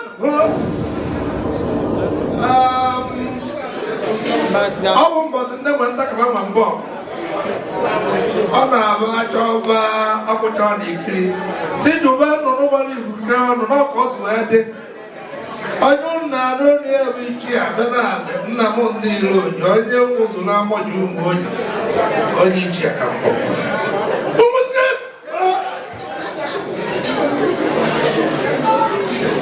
onye obodo na mụ onwe mbụ Maazị Ugo Okonkwo abụ m onye Nnewi Anambra Steeti Nigeria daalụ ndị Igbo ekele m olu ọ na-eme a na-egosi nwata ahụ n'Igbo okwuta na-akụrụ ya aka onye amatara eji wee debe ha n'ihu anyị achọrọ m ka ịkọwapụta ndị Igbo kedu ihe bụ ọchị gịnị bụ ọchị n'ala Igbo nna ịbụ ime ewu na-eri maka na ikwukwe nọ na-abụ na-egosi nwata awọ n'ihe okwuta na-alụrụ ya anya aka ma nke bụ eziokwu anyị akọwalụ na ibe bụ ọjị n'ala Igbo ọjị bụ mkpụrụ osisi ma ka o si dịkarị bụrụ n'ọbịa bụ omenala jikọrọ Igbo niile ọnụ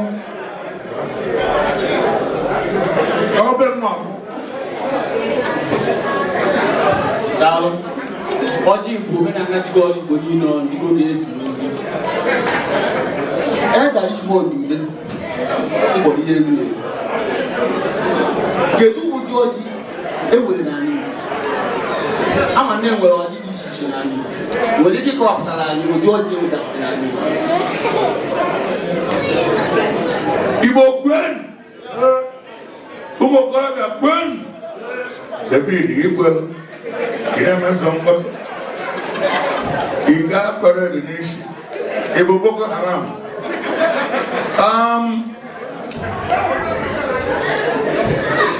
ndị Igbo nwere ọjị dị n'iche n'iche nwere afara dị n'iche n'iche nke mbụ ndị Igbo nwere anyị na-akpọ ọjị ugo ọtụtụ n'ime ndị n'ebe amaghị ha na-akpọ ugo mana ugo bụ ego n'oyibo na-enye m nsogbu maka na anaghị ama n'oyibo maka chi ejigo enwe ọjị nke ọzọ anyị na-akpọ ọjị ikenga ọjị ikenga bụ nnukwu ọjị n'ala Igbo nke ịtọ bụ na anyị nwere ha na-akpọ gworo onye na Hausa ebutekwa n'ụlọ maka na abịa na Nigeria anyị nwere a na-akpọ ọnụ nwanyị ịtọ jikọ Nigeria ya bụ Igbo Yoruba na Hausa so na nke ahụ anyị na-akpọ gworo na anyị kpọrọ ndị Hausa mana ọ bụ ha na-akọta ya otu goziri n'ibe gịrị m ụlọ daalụ okenye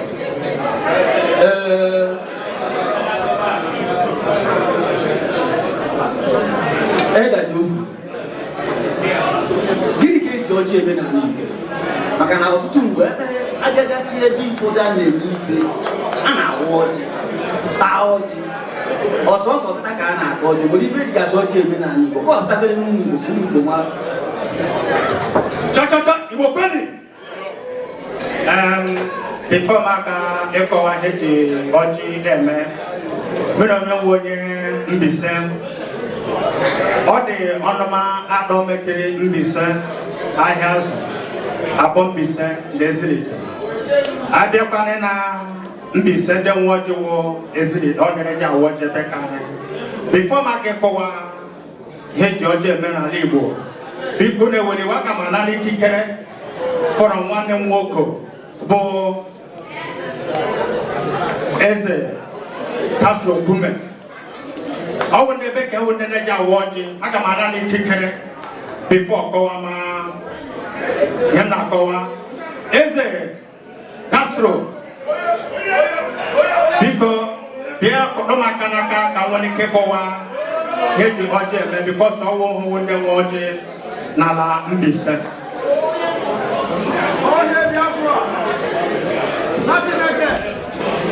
cha Igbo kwenu cha Igbo kwenu nwanne nwoke ime ndị otu obodo isi adị gawa n'ihu asị ọkụ nwa kere nne na ọkpụkpa ka anaghị na-egbu ya Igbo ọkadịrị nọ na mma ihe ji ọjị eme n'ala Igbo dị ahụ eji eji ọjị anabata onye ọbịa dịka emume a bịara n'ụbọchị nke taa ọgwụ ọjị eji nabata onye ọla bịara nga onye ọla bịara n'ụlọ isi bụ eji anabata ya ogene ọjị eji eji ọjị eme ihe dị ahụ eji eji ọjị agọ mmụọ eji eji ọjị alụ nwaanyị eji eji ọjị agba nkwụ nwaanyị eji eji ọjị eme ihe dị iche iche emume ọbụla emeghị m ọjị adịghị ya ọrabata ndị Igbo ya dịrị nọ na mma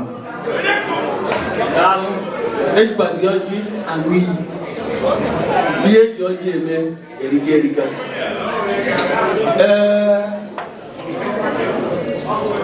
ịdachọ ka ịbata Ikechukwu a sị ikwu amaghị ihe esi ya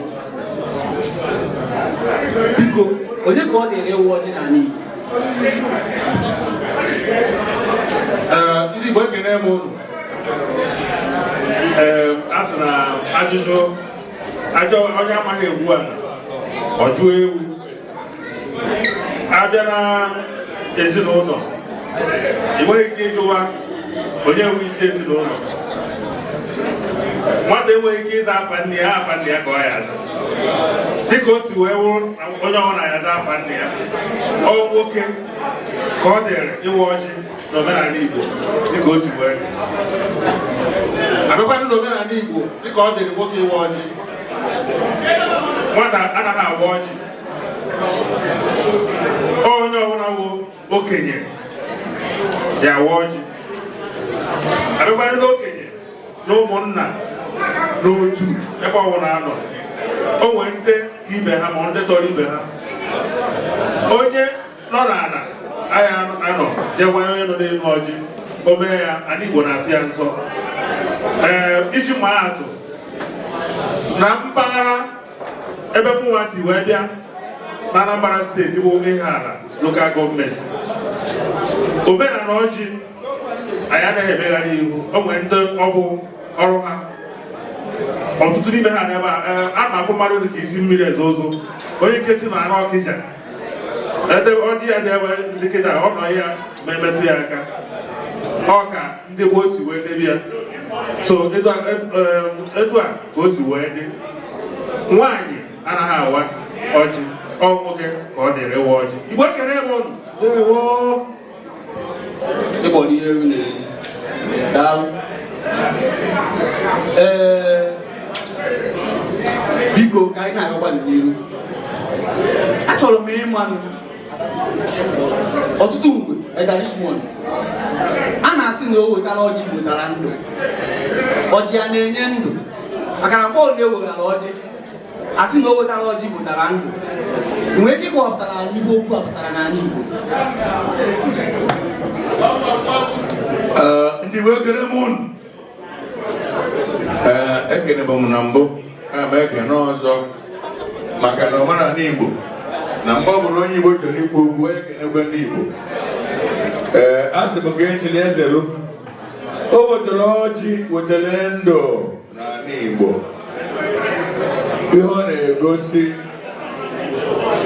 bụ ịfụnanya ndụ ndị Igbo maka na ihe ọbụbụ na onye ọbụla wetara ọjị odoole ndị Igbo na ọ dị ka ewetara mkpụrụ obi ya wedoole ndị Igbo maka na ọ bụrụ na iwere mkpụrụ obi gị n'olu ọha na eze ihe ọbụla mewere ọha na eze ama na-eme gị n'onwe gị na mkpụrụ ọjị n'ala Igbo na ihe ọ na-egosi bụ mkpụrụ obi ndị Igbo maka na onye Igbo wetara gị ọjị enweghị ihe ọjọọ o bu n'obi.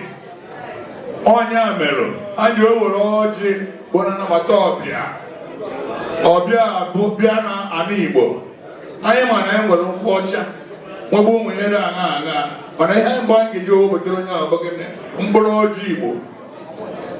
So ana m arịọ na a na-egosi na ndị Igbo na ọjị anwa bụ omenala ndị Igbo na ihe ọbụla ndị Igbo na-eme mkpụrụ ọjị adịghị nna ya ihe ahụ agaghị ọfụma maka na ọnya nwa bụ mkpụrụ obi anyị. Maka ndị mmadụ si nọọ nkụrụ na mba na-eghere mba nri.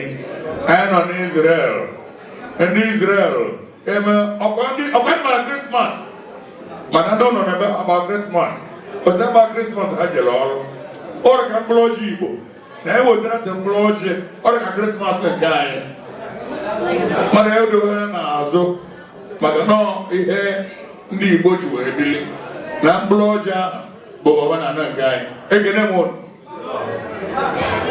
Igbo ndị ọma eji eme ọnụ ekene m unu. Ndewo. Daalụ nne n'ige aka ntị. A maara na ọtụtụ n'ime anyị amata n'ihe wụ ọjị na ihe eji ọjị eme n'ala Igbo. Ọ bụrụzie na o nwere ajụjụ ịya ajụ ịdị free ịbịa jụọ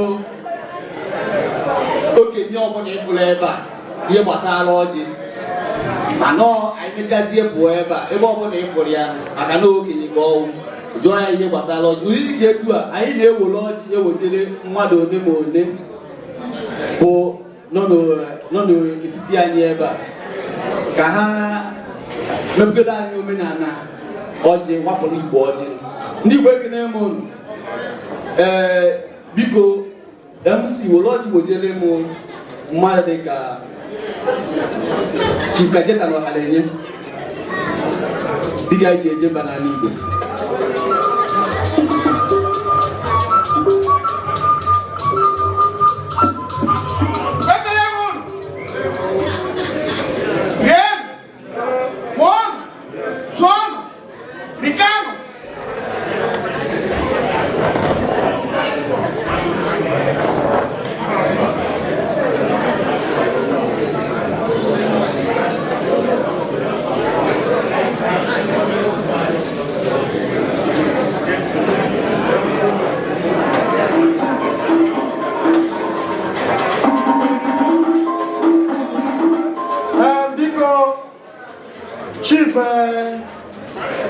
Kajeta nọ ha na-enye ji 500 na-ewere ọjị na-awara Igbo ọjị biko kpọọ na aka a na-akwụkwọ aka ebe a o ji 500 na-awara Igbo ọjị.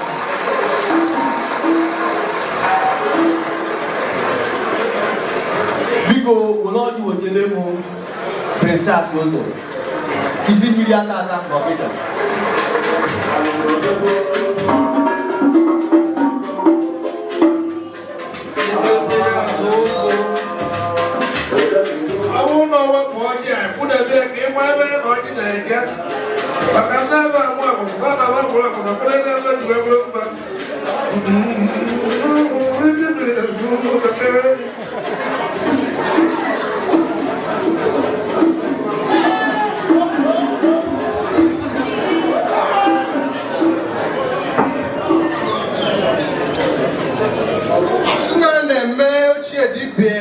Chụaja dịka nara nye ndị mmụọ. Igbo ekene m ụnụ. Igbo ekene m ụnụ. Igbo mụọ ọnụ. Zụọ ọnụ. Igbo kacha ọnụ. oge adịghịzị nne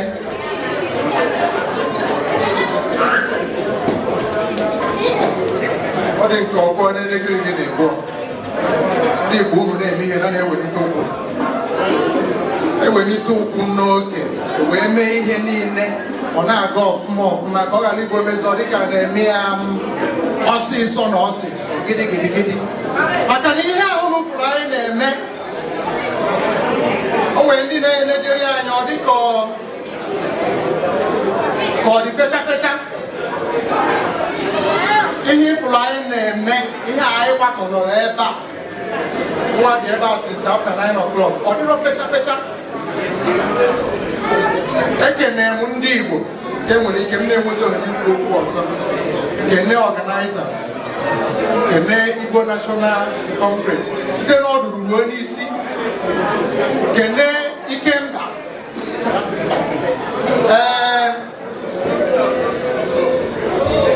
ọjị nji n'aka bụ imezu omenala ekene m ụnụ wee na-ewere onye bụ ọjị site n'inye ndị Igbo ofu nnu ego chekel ofu nnu ego ekene m ụnụ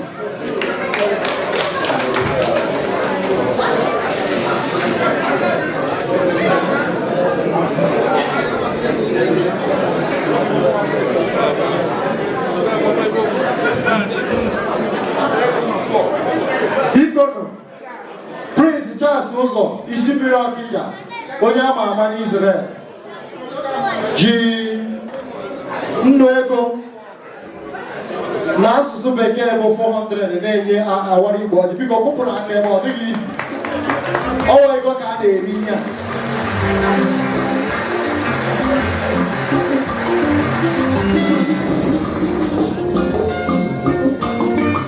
MC, thank you very much. Ndigbo Keremun, Ebiewutenunu, Odewaka microphone of Anaka Nono. Ono na-ekwu okwu karịa mana enweghị ọbụ ọlasụsụ Igbo. Ana m asị sibụlụ ọjị bujelu Castro nkume ya nwere n'Igbo ọjị. Castro nkume.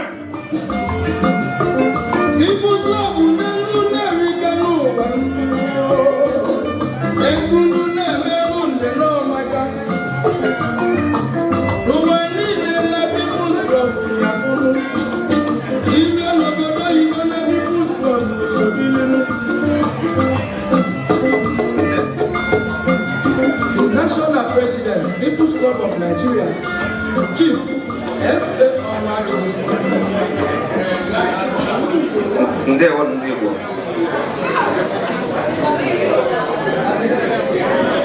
Ndewo.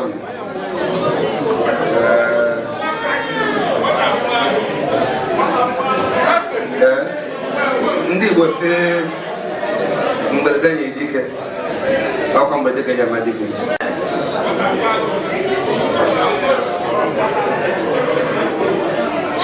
Ụbọchị ka ụtụtụ amụ m na ihe eji ga-eme ebe a buru ibu. Aga m ewere $100 were ọjị ugbu a. Biko na na-akwa aka ọ sị na ya na-eji ego mmabush that is everywhere $100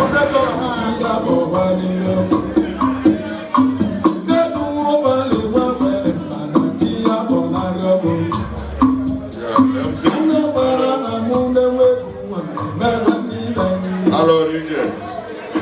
Because Igbo Keremun,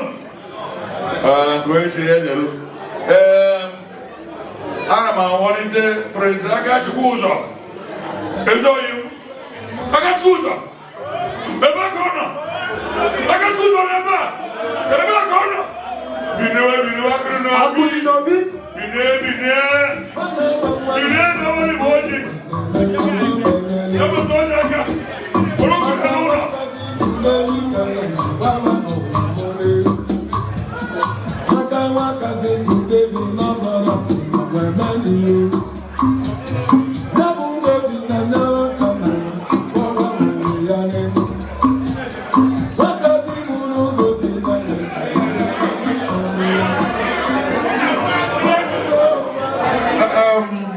Ndigbo, ekene m onye ọbụla nke onye tiri ya sịrị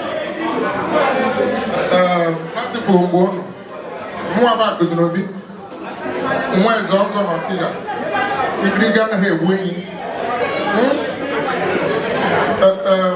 ihe abụọ ji amakwara m omenala maka na ndị Igbo si onye nwanne ya ma ndị mbụ so na Akụdịnobi na ụmụazụ ya na-eji unu de ise n'okirikiri n'okirikiri ya ka m ji ewuru ọjị n'afọ ndị n'afọ m hụ na ihe so m n'azụ a na-akụkwa aka ebe a na-Akụdịnobi ọwa Akụdịnobi na-ekwu ọsị ya ji 500 shekel wee na-awara Igbo ọjị biko kụtụrụ na ya aka biko ọ dịrị ofene Ogori. Ndị be anyị siri egwu anyị na-agba ugbu a egwu onye amaghị agba ogwe n'isi. Ana m ayọ ọ na-akpọlite Chineke m ebere.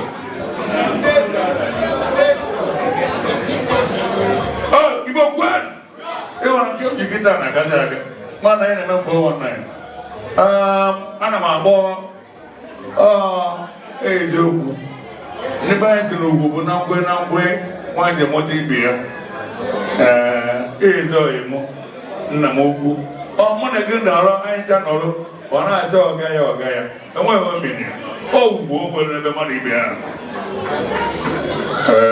ezigbo onye Igbo na ezigbo onye Naijiria kachasị akpata ego n'Israel na-eme ọfụma anyị sị bụ onye ọ bụ ana m agbalite Chief Collins Nelson ihe ọbụla ebe onye Igbo ugbu a wepụ aka aga m eji aka m ji ugbu a ejene ụdị ọjị gị nye m ọjị nye m ya mmụọ ga-eje abụghị ya okenye enwebara respect for him Chief Collins Nelson oje aga m ebunye gị ya enwere ike iwere ọjị nye echi omi ya mana nweghị omene mana a sị were ejide ya mbe n'ụlọ anya wata ogbe kọntepsị onye na-ekwu nwere ihe ọ na-eme maka na ndị be anyị si na kedu ka o tiri nwanne m iwe ga-adị n'ọkụ biko isi obodo ọchị na olu akwụkwọ ọzọ ogbe kọntepsị na-eme grofo ụka gbanye ọrụ m egwu gbanye Igbo ekele m ụlọ ụlọ anụgolo ka o si dị ihe awụ mgbakọ ndị Igbo ka m bụrụ ụzọ kwuo na ihe m na-aza n'afọ ọzọ onwe ndị amaghị ihe a na-akọ enwere m afọ Igbo onwere m afọ Igbo m ebe a ọmụa ụja agụ dị egwu ụja agụ dị egwu nne eche ihe onwe ndị na-eso m n'azụ and ana m eme ihe mesie ya ike. Thank you very much. Kennedy, ị nọkwa ebe a? Na-apụta. Thank you. Gee ntị. Na-eme ihe onwe ndị m na-akpọ Chris Nwogu. Thank you very much. Thank you.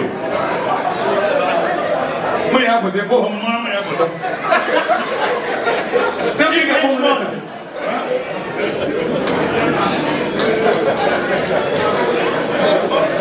Mwen ya bụ ọmụmụ oke mmadụ. Igbo, unu n'anya akpọgo mkpọpụta mmadụ ịtọ, mụ na onwe m mee ya mmadụ ịnọ, ọnya wụ Eke, Orie, Afọ, Nkwọ, ọnya wụ onye Igbo ka ewu. Anyị ezugo onye a, ndị mma eji 4,000 shekel wee complete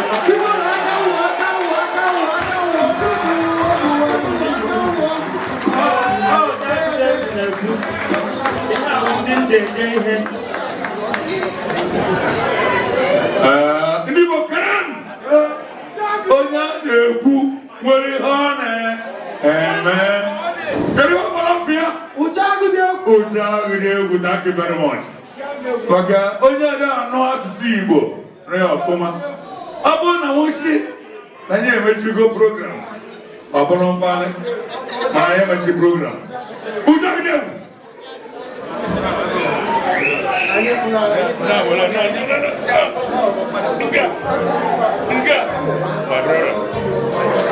udo ya achị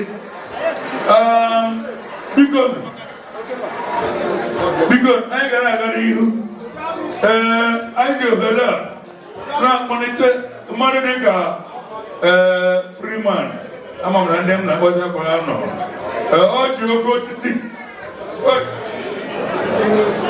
Igbo ekene m unu Igbo ekene m unu asị na agbara abụ nwata na anụ okwu ife na-eme ife a bụ ife Igbo ka na-eme ife anyị mere ka adọkwasịrị ọmanụmanụ nwere ọgbakọ nwa na-emetụta anya mụbara mgbe na-etoro ka na ma akwụkwọ ụlọ maka na ọ yapụtara ya sị enyemaka ya bụ ife anyị na-eme ya dịkasịpụga anyị aka akpọlite abụghị m ọdụ ụmụ nwaanyị na baya na bedo ebe ife rice ọsị na batụba agba anya mepepe abụba bopụta kọp gosi na abakwado so na ogologo okwu adịrọ mmanụ ka mgbe maka mgbe akpọ ka m wegara 300 chicken wee naba gị friend. Thank you very much. Onye kwuru okwu ugbu a onye isi ndị Igbo na IPOB ihe gbasara mụ na gị na nyenwa ọ gbasara senwa ka m kwụsịgoro ebe a eji m ohere a na-akpọlite Mr. Donatus Obi Susu Donatus Obi Susu ebe ka ọ nọ oge ọ na-abịa ụmụaka bịara ọfụ ịma na ha na-emebi ife ọ bịara ọfụ n'ebe m nọ n'ebe ndị ụfọdụ nọ ọ bụrụ na ọ bụ nwa ji mikrofon ịma na ọ bịaghị ọfụ mana ebe m nwa ji mikrofon na ọ bịara ọfụ maka na onye nọ n'ụgwọ ahụ n'obodo ọ bịara gọvanọ ahụ iri ịbịaghị ọfụ ịbịara ọfụ nwanne gboto n'obi ajaska Donatus Susu mana jesi ike n'oge adịghị mgbe Donatus Obi na-akwado na-abịa anyị na-eme ka Mr. James Ugwu na-akwado na-amakọwa onye a na-emekwute ya Donatus Obi buru ụzọ were ọjị anyị abanyere nwanne nwoke obi gee ntị anyị agbanyere ndị be anyị sị na ọka ga-enwetara gara ere anyị kpọtago n'ihu ndị Igbo na-agbanyere iwere ọjị dịwa n'Igbo gwe Igbo tata chizo amụma abụọ ya na-akpọ Donatus Obi ọkazila mgbe ochie eji m $100 na-ewere ọjị n'abalị ka ọ na-aka biko afọ 2017 ga-adịrị anyị mma thank you very much. Susu! Oh, God. Even I had him now, but God is a company. The one of them, but we're not going to if okay, the bands are kissing men or kiss the men and Igbo. $400. No, 400 chicken or $100. Monday, or the corner, my hand. In the back of the moon, Anamayo. I'm a look in the mind. But an animal is not what a soft look in you. MSC, okay, Guinea, Erotia, Anama Bonite, Maraka, but no more again. Oh, what are you going to go back? Chief of what again? Happen. Whenever you want to be alone, behind the room with the line, I just make a name. Anamayo. Onye ọmara lutekwa ihe dị na ya nọ n'Izrel na-emeta ata omenala nke Israel. Ọbụrụ na Christmas anyị na-agba amaghị ọnụ omenala nke onye ọbụla ga-onwe ya ebe eziokwu. N'otu o si na-ede, ana m ayọ ka chifogoro ọbụrụ gị. You're welcome. Good evening, ladies and gentlemen. Good evening, sir. I want to appreciate the EZENDIGBO for inviting me with the executive to attend this New Year party. I want to really support people with the sum of 200 shekels. And I go back there. People go on agarori easy. Ebo sta pota, aro go easy.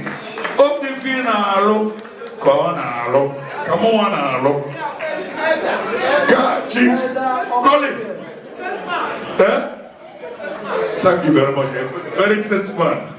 Bagana, I go old school. When I go old school, I had only 10 or 11. And those are pre-lo. So when I don't see I ain't gonna I'm a monitor. I'm a monitor. James Ugu. Mr. James Ugu on here. Thank you very much. Mr. Chidi. Anatsi. Obama. Chief Oscar. What you call us? Oh. Because NNC. I'm the lawyer. Significant about the Rochester and the Bear. And I'm born in Mr. Reagan. Reagan, you can rock. Please come and tell us now. Mr. Reagan, it was really a pity I was speaking in Igbo language. And so please, the microphone is for you. You're welcome. Please. Because we're not going to wait for you. I'm going to have to talk.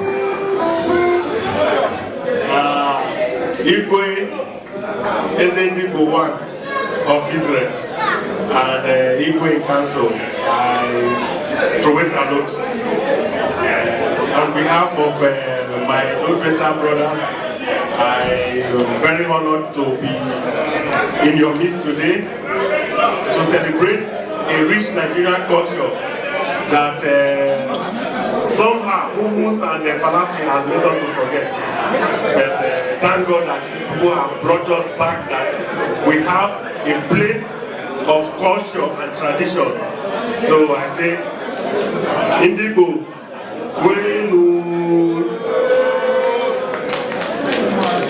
on behalf of my Lutherans brethren, for this kola nut, we are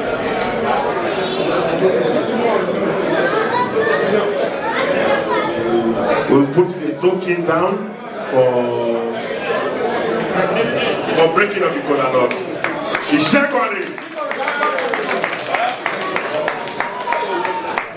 Oh, Mr. Reagan, thank you very much.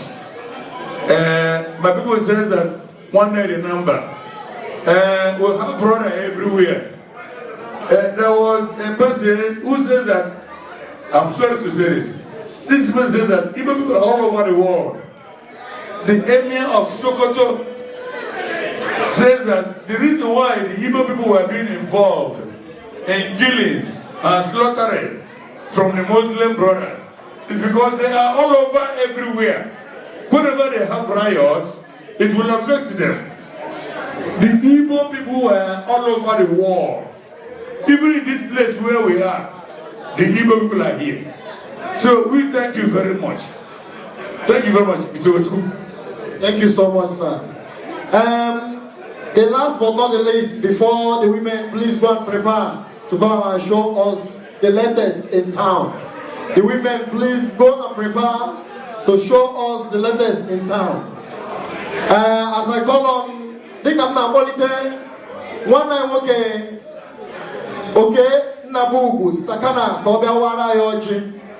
Okay, Sakana, Nabugu, as the women are preparing, they can wine Abado, Ibiazia in the hand you will be beacon 2 minutes.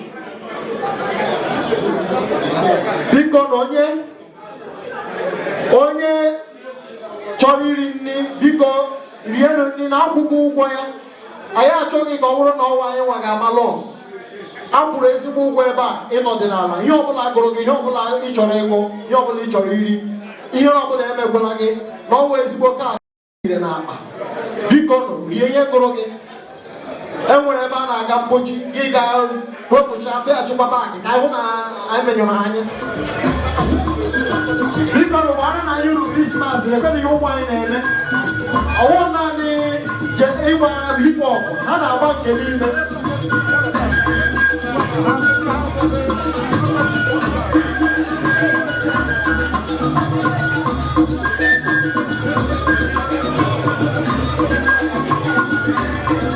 Ọ ya ka unu na-eme.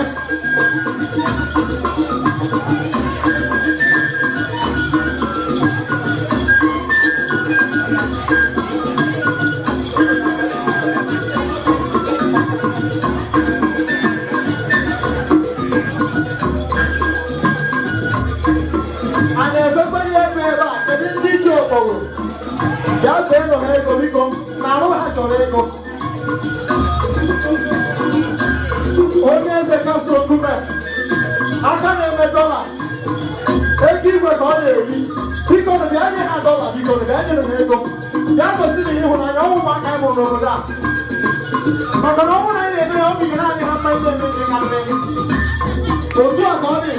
Ana m ahụ chief Richmond Ude na-ahụ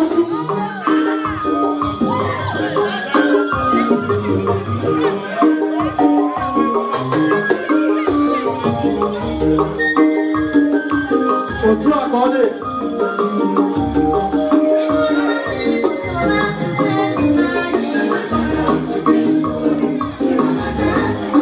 Otu a ka ọ dị. Ọ na-adị Israel ka ọ na-akpọtụ.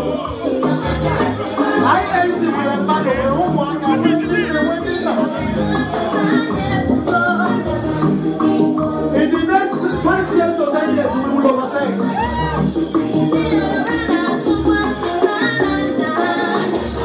In the next 5 years, 6 years, we will have commissioners, we will have presidents, we will have everything here.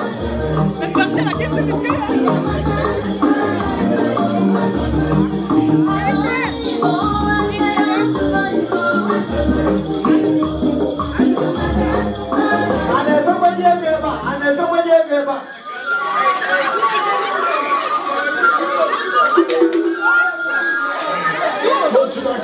Hallelujah.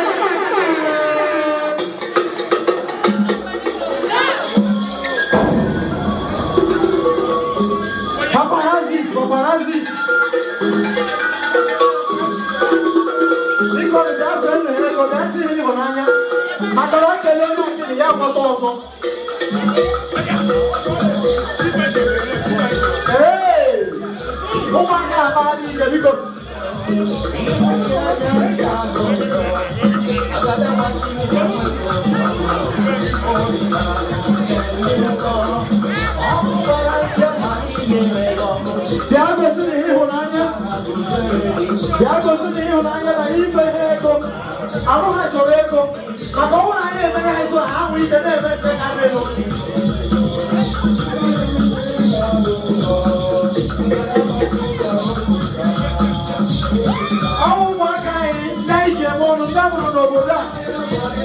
the whole world can hear on YouTube, hear on Facebook, or something like that worldwide. In the next 2 days, now, you can on Facebook, you can on YouTube. Oh my God, from Israel. I.N.C with a mother.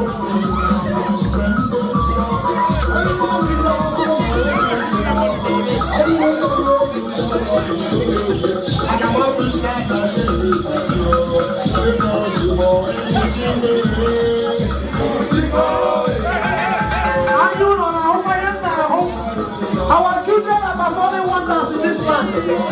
People today go to our God. Mrs. Sule, and our God. I'm proud of them. This is our children. It will be in YouTube, in Facebook.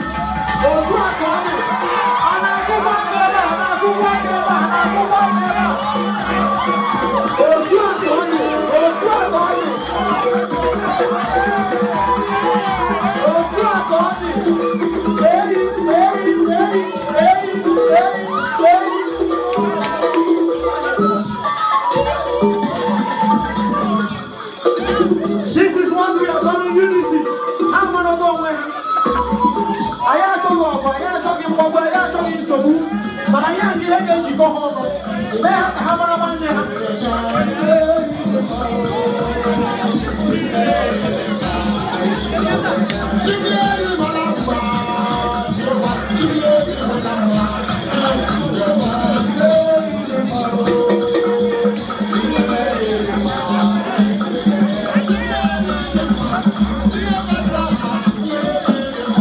We are happy for them.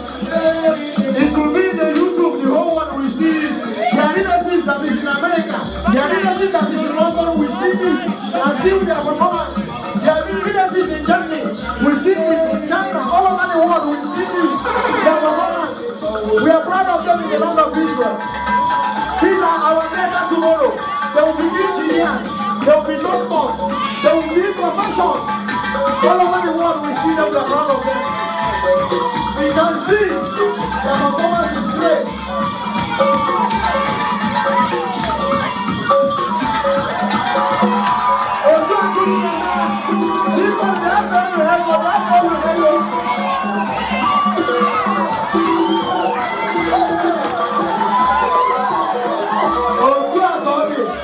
I'm happy for you. Thank you so much. Thank you.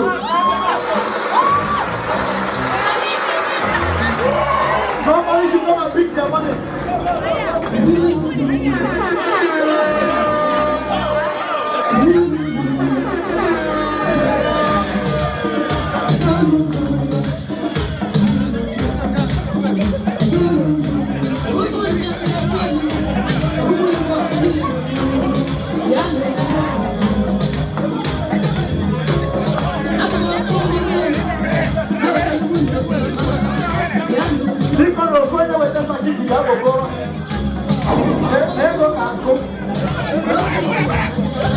Ndigbo tetano no na mapụta na ụmụ kụziere na asụsụ Igbo ụmụ anyị agaghị efu n'ala uche anyị na ihe ndị na-eme Ndigbo tetano no ndị na-asụrụ English mgbe niile n'ụlọ gị sụọra ha Igbo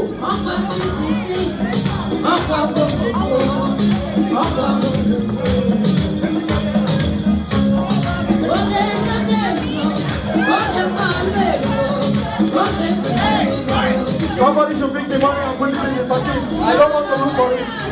You give account of it whenever you are picking it.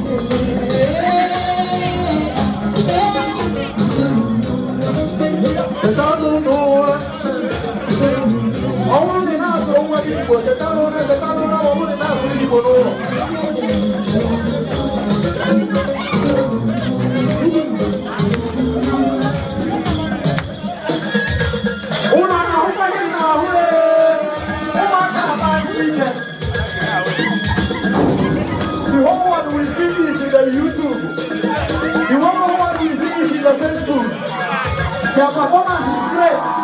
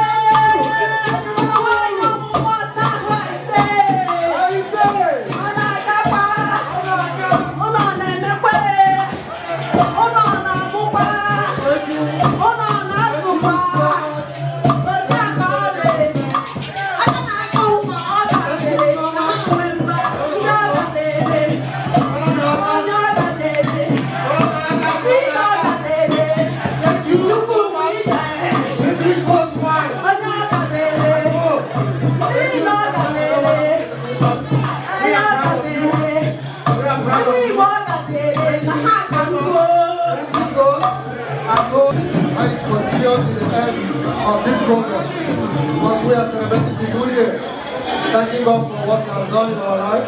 It's not our life to live to this day. It's not easy. It's not easy. We thank you so much, our women, for that wonderful presentation. Now we move on to the next agenda in the program, or the next item in the program. Akoko, we have so many things. We are loaded. We are loaded with a lot of activities today. Now we come for Akoko. After Akoko, the men will now present their cultural dance. Akoko, please, if you have, the stage is set for Akoko.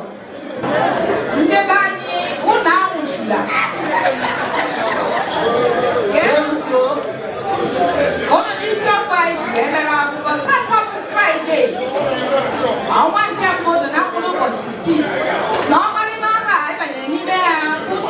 I will put a ball on the restart.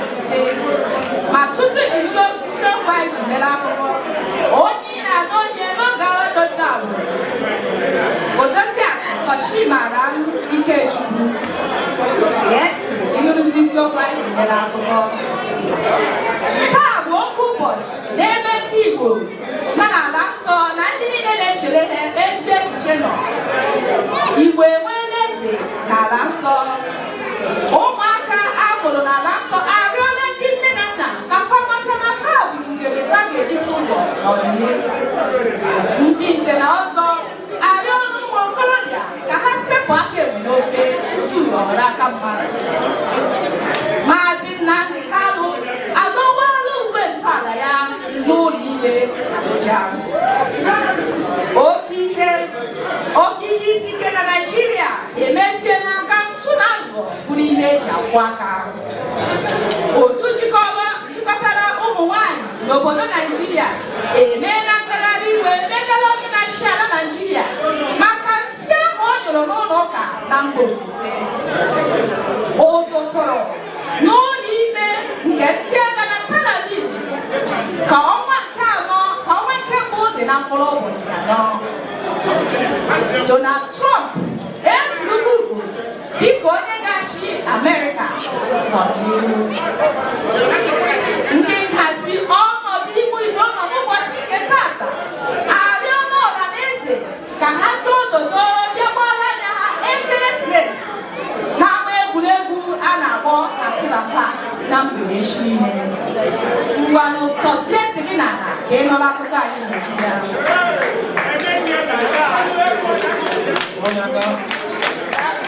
Taa bụ okwu ụbọchị n'ebe ndị Igbo na ndị na-echere ha ezi echiche nọ n'ụlọ oriri na ọṅụṅụ dị na Tel Aviv. Ozi anyị si n'aka ndị nta akụkọ anyị wee nweta na-ekwu na oriri na ọṅụṅụ gbara na taị n'ebe ahụ. Ebe ụmụ ụwa nọ ebe ụmụ mba nọ n'inwe aṅụrị n'oke inwe aṅụrị wee na-ekene Olisa maka ọmarịma ọkụ a o dubatara n'ime ha. Ebe a na-ele anya na ngọzi Chineke na a ga-eji ụkpa wee bulie n'ahụ a. Igbo enweela eze n'ala nsọ. Ndị nze na ọzọ na ndị niile ọnụ na-elu n'okwu n'ala nsọ nọrọ nnọọ nke ọnwa mkpụrụ ụbọchị nke asatọ dị na mkpụrụ ụbọchị 16 wee kwụkwa nwa amadi a na-akpọ Ikemba Okechukwu Ojukwu wee kwuo nnọọ na nwa amadi a tozuru etozu isi Igbo. Ha nọzi n'ụbọchị ahụ wee chie nwa amadi a igwe. Ha nọzi n'ụbọchị ahụ wee chie nwa amadi a igwe eze nke mbụ n'ala nsọ. Ka e were na-arịọzi ọra na eze ka ha kwado ọchịchị eze ebube nke mbụ ma na-arịọkwa Olisa dị n'igwe ka o were amamife nke o nyere Solomon na nke o ji ezi amamife nke o ji wee chọọ onye nsọ David mma wee chọọ eze ebube mma. Anyị wee na-ekwuzi na ọchịchị eze ebube ga-eweta udo, ịfụnanya, njikọta ọnụ n'ebe ụmụ Igbo nọ ya na ngọzi nke pụrụ iche. A na-agọzi ọbụla na eze ka ha too dodo ma kwado ọchịchị eze nke mbụ. Ụmụaka ndị Igbo nọ n'ala nsọ arịọla ndị nne na nna ka fa cheere ha ezi echiche ma site n'ile ka ọnọdụ ha bawanye. Ha na-arịọ ha na ka ha wepụtatene oge kụziere ha asụsụ Igbo, omenala Igbo na ihe eji wee mara ndị Igbo nke ga-eme ka ha sonye n'ihe a na-eme. Ha jikwara obiọma wee rịọ wee sio ọ ga-abụ ihe ga-amagbu onwe ha ma ọ bụrụ na agọrọgọrọgọrọ akpọnalụ ha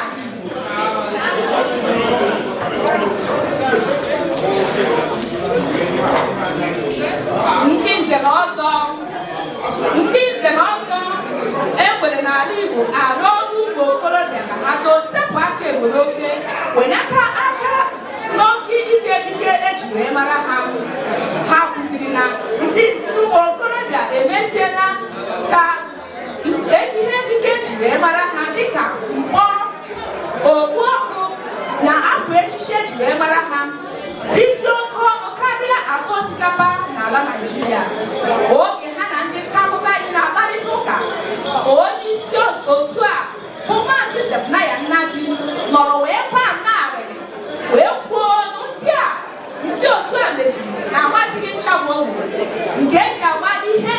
n'etiti mekanik na ndị agha ewee na-agbazi ha n'ototo n'okoro elu wara ọbara ihe bufere buru ya ọkwụọ ya n'anya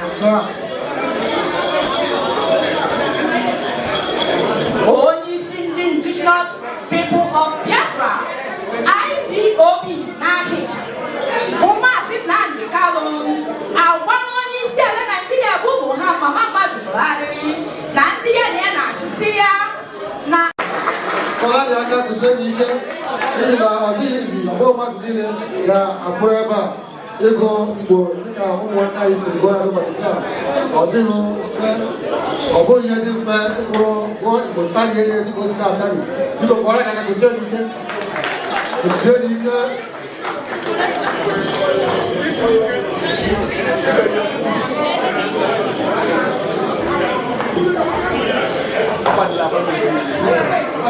Biko, DJ, give us general music for everybody to let's move. Now it's time for general dance.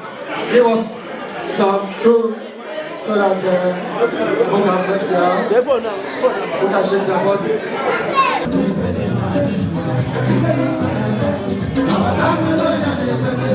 Our dance team for everybody.